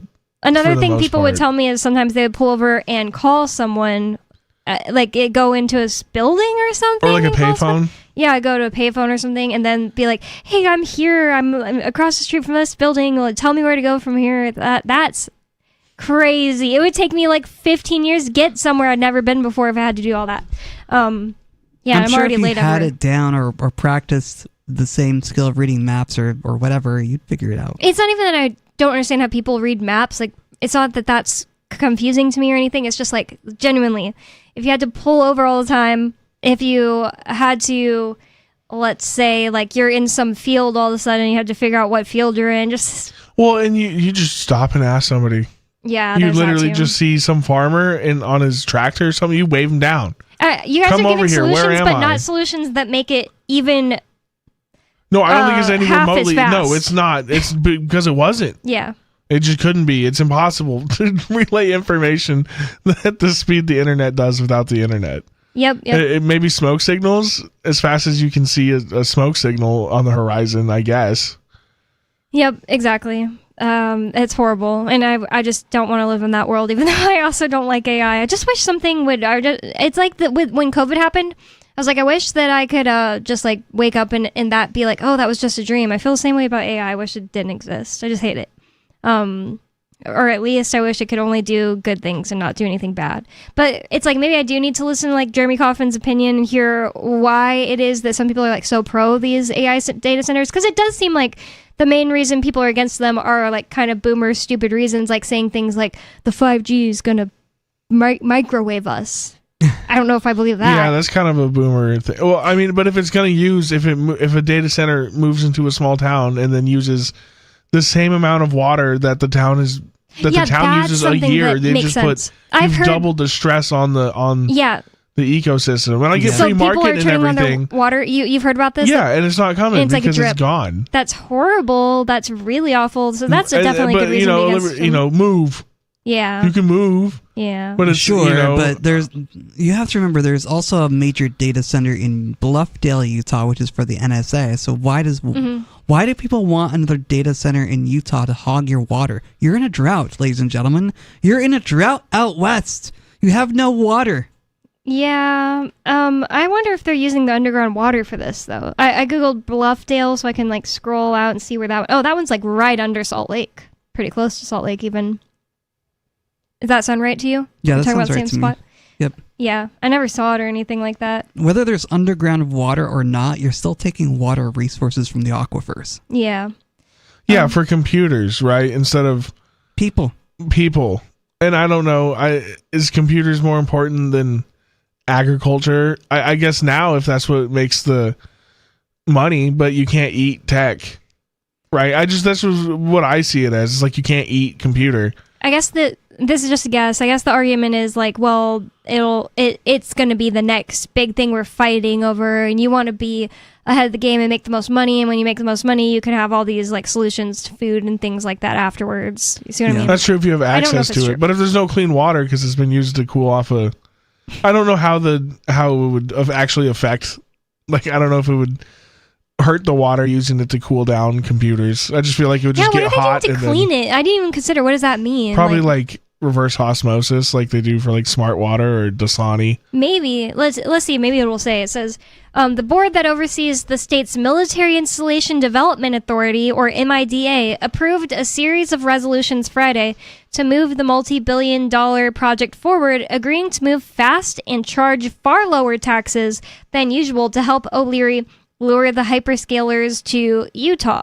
There's only 5 hyperscalers in America. I mean, what is a hyperscaler? It didn't really define that. I guess it's just a data center. There's only 5 hyperscalers in America, okay? So it's pretty easy to know who they're negotiating with. Paul Morris, MIDA's executive director, told the board Friday. You can look those up and you know who they're talking to, okay, whatever that means. Amazon, Microsoft, Google, and Google are the country's top-tier hyperscalers. Cloud. It's all hyperscalers. It just means cloud storage networks. So like Google's cloud, Microsoft's cloud, and Amazon's cloud are the 3 biggest cloud-based services. Makes sense. It says tech giants that run vast cloud computing networks. Yep. Analysts typically list Meta and Apple right behind them. You know, there's a movie about this. I think it's called The Cloud. And it's this couple makes a tape of themselves, and they accidentally uploaded it to the cloud instead of keeping it on their like personal devices. And the cloud, like all their friends share it, like shares. They have like their share settings all messed up, so they like try to break into the data center to erase the original file. I think I have heard of this to get rid of it. This came out in like 2016, maybe. It's like right when cloud storage became a thing, so it's before its time. But now it just goes straight to the cloud without you knowing it or not. It's just all conglomerate, Penguin, put together. That is on the show. Sometimes he wears a shirt that says, "There is no cloud, only someone else's computer." Yeah, it's true. It's true. The project the data center, is awaiting only a final approval from the Box Elder County Commission, which actually happened, so this thing didn't get updated here. It already got it final approved. The head developer of the project is O'Leary Digital, owned by O'Leary, a Canadian tycoon, and one of the investors on the reality show Shark Tank, where his nickname is Mr. Wonderful. O'Leary also made his movie debut last year, co-starring with Timothy Chalamet in Marty Supreme. Timothy Chalamet's in so many movies, I've never even heard of Marty Supreme. Yeah. He's like another rock. They'll just throw him at the wall until it sticks, and then he'll make money on some stuff and not on some others. Yeah, that's what it seems like.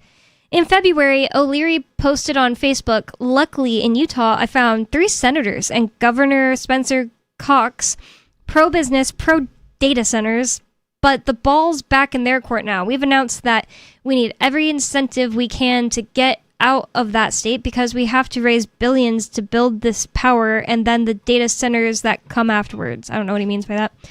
He appeared by video at MIDA's Friday meeting where he marveled at the unbelievable speed at which Utah has moved. He said, "I heard about this opportunity just 5 months ago. No one has pulled this off this fast, ever. This state gets it, the leadership gets it, and the ability to execute like this is extraordinary. I feel like we've made it to the Super Bowl together. We haven't won the game yet, but we've all got to execute." Well, he's certainly a good salesman. He sure is. And how do we know that the jobs that they're supposedly going to produce are actually going to go to the local Utahns and not just someone else? H-1Bs. Yeah. We'll just have I was about to say Californians, but you're right. Yeah, it won't be Californians. No. It'll be H-1Bs that have their jobs tied to their contract, so if they don't want to work for Kevin O'Leary, they get booted back to whatever country they came from. Plus, they're probably cheaper to hire. That's why they do it, is because they can pay them less, and then it ties their entire existence in America to that single job. So they, I saw an article talking about how people on H-1B visas were getting literally abused by the bosses of these tech places That's too, what because happens. They'll just tell them I'll just send you back to India. Yeah, that's actually kind of awful, or it is awful. Yeah, altogether, it's awful altogether. But I mean, they put up with it because they need the money. Want to take all this money back to India. Yeah. And it's just it's a lose-lose for everyone except Vivek Ramaswamy getting $2 billion. Apparently, it blew my mind. So he said he said he couldn't believe how fast they moved on this project. The project will be built on 40,000 acres in unincorporated Box Elder County. The thing that makes me kind of sad about this is just Utah's too beautiful to just destroy it for this 40,000 acres. It's going to make the data center is going to make Utah more of a concrete jungle, and that does not sound cool at all because it's going to ruin a lot of landscape. The part of Utah that is a concrete jungle, Salt Lake City, is the ugliest part. It's actually kind of beautiful for a city, but yeah, it is.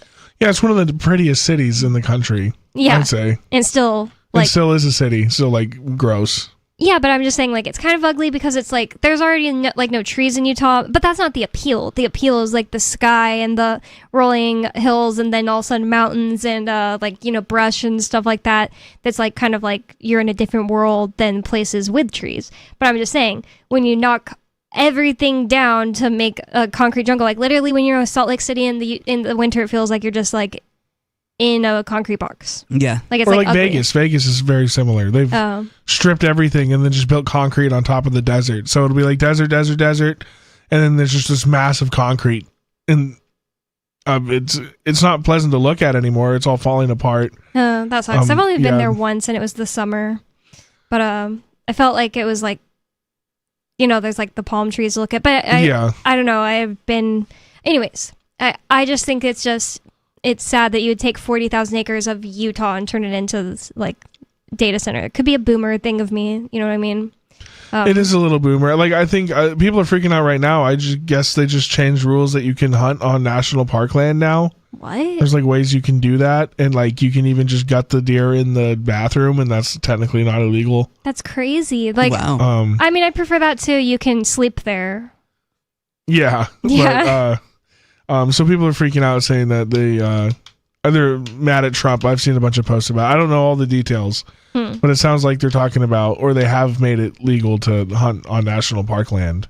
That's crazy. No. I didn't know that. It's almost like it doesn't You make can sense. fish. You can. Like, You people were just always hang out? allowed to fish on Yeah, but national like park land. that's not a bullet. So it's like if somebody's just like, I'm gonna take a hike here, and like you're just hunting over there. I mean, Same people spot. hike where people are hunting in New Hampshire right now all the time. Really? Yeah, there's a big thing every fall. Make sure you wear your blaze orange when you're walking around. Like Goose Pond, I could hunt Goose Pond. Really? And yeah, it's a legal hunting zone. Oh, okay, I figured since they were all like about private property here, people just hunted on private property. No, the state's actually opened all of the state parks and a lot of this like. I don't look into hunting things. So. Yeah, a lot of the state lands are open, and they have a lot of contracts with other like logging companies to give hunters access to land that's technically private, and hunters have like legal access to some types of private land. Wow, that all sounds complicated and like. It is complicated. It's super complicated. Yeah. I'm sure the hunters go through all that information for it anyway. Oh, yeah, you do. And there's a big booklet you buy every year. You know, they got a whole booklet of guidelines and regulations, and you can go talk to a ranger and stuff. But yeah, hunting on like in parks is like a thing all over the East, I guess. So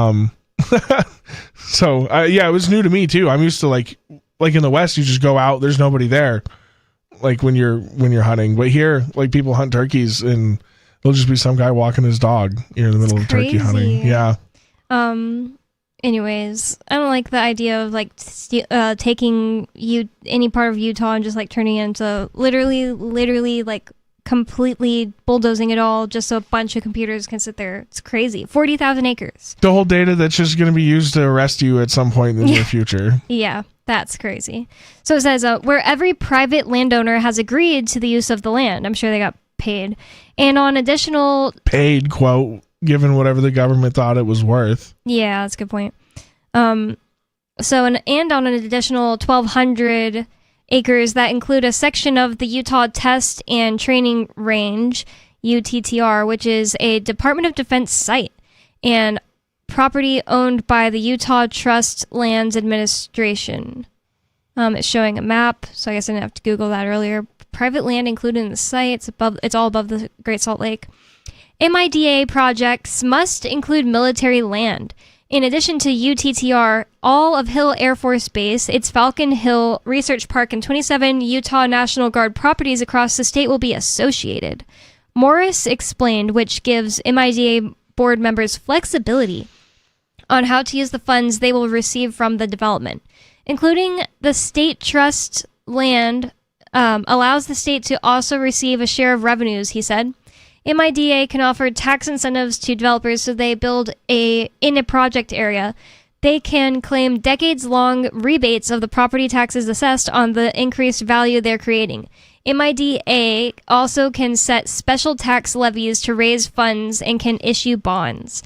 Box Elder County commissioners, like the county that they're in, or it's going to be in, who said at a Wednesday meeting that they had first heard of the proposal a few weeks ago, have been scheduled to give the project the last approval it needs in a meeting late Friday. Okay, whatever, because that already happened and it didn't, they didn't update it.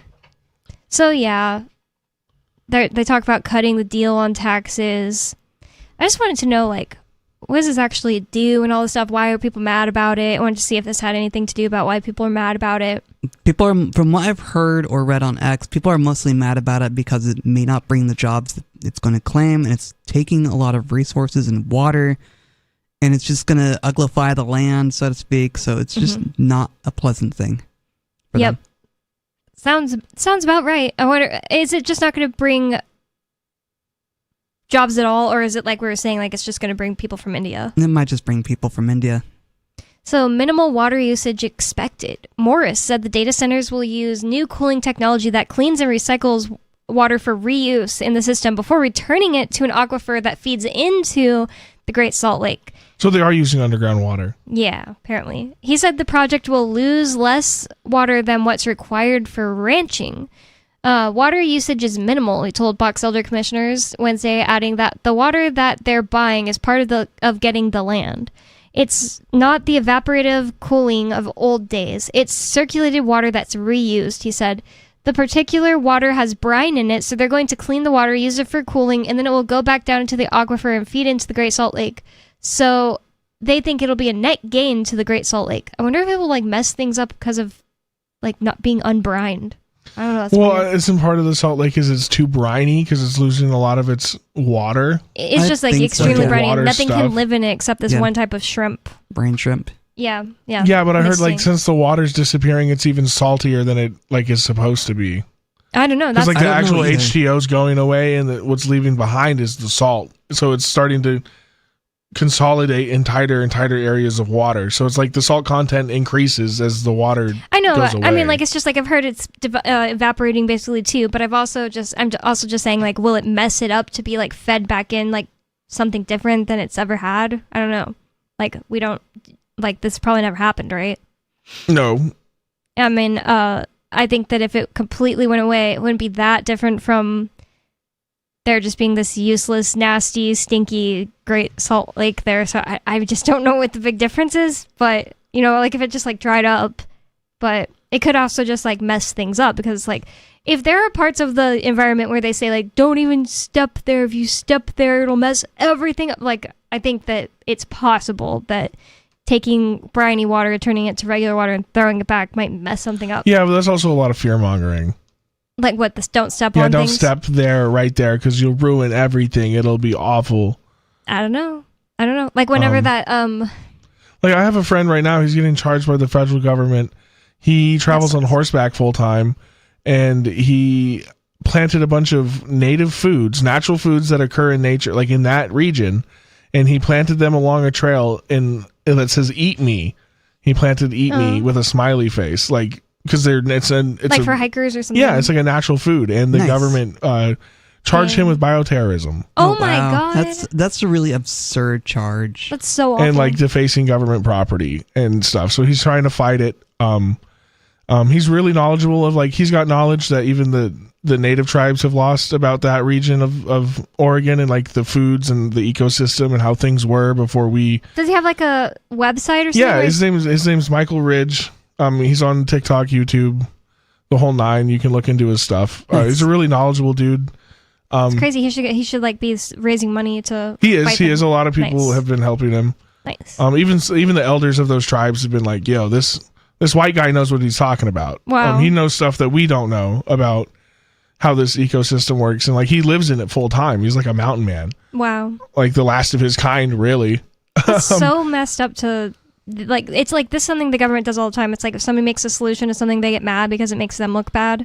Like there was this guy, I think it was Seattle. I read this before I even moved back to Texas, so it was like 2016 when I read this, but it was like a Reason article or something. There was this guy who lived in, I think it was Seattle, but it could have been the other one over there, whatever it's called, Portland.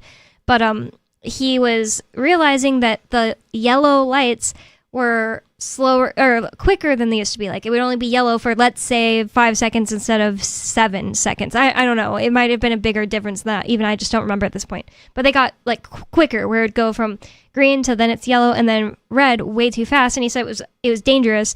And so he wrote to he had some kind of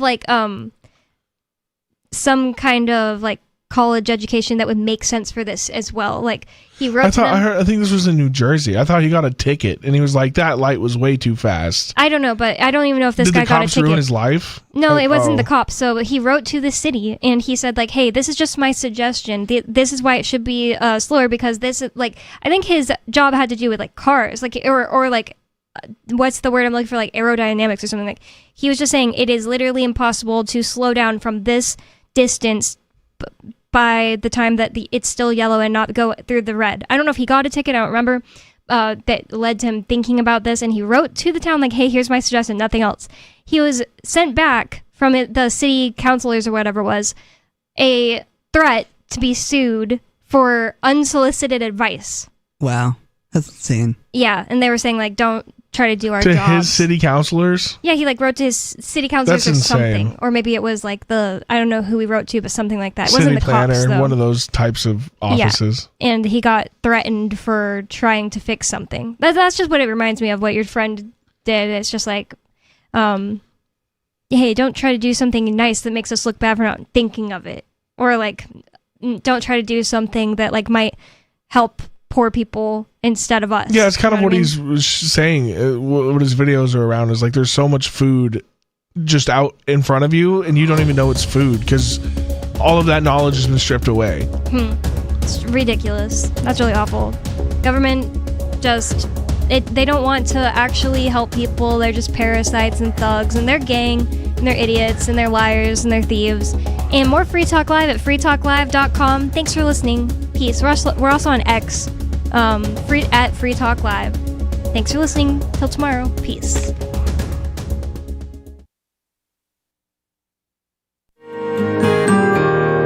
So the protection of life, liberty, and property is what the Free State Project is all about. But it's an effort to move 20,000 people who understand. It's about demonstrating to the entire country that, yeah, we can have a free market, a truly free market. Making it just a freer, great place to live.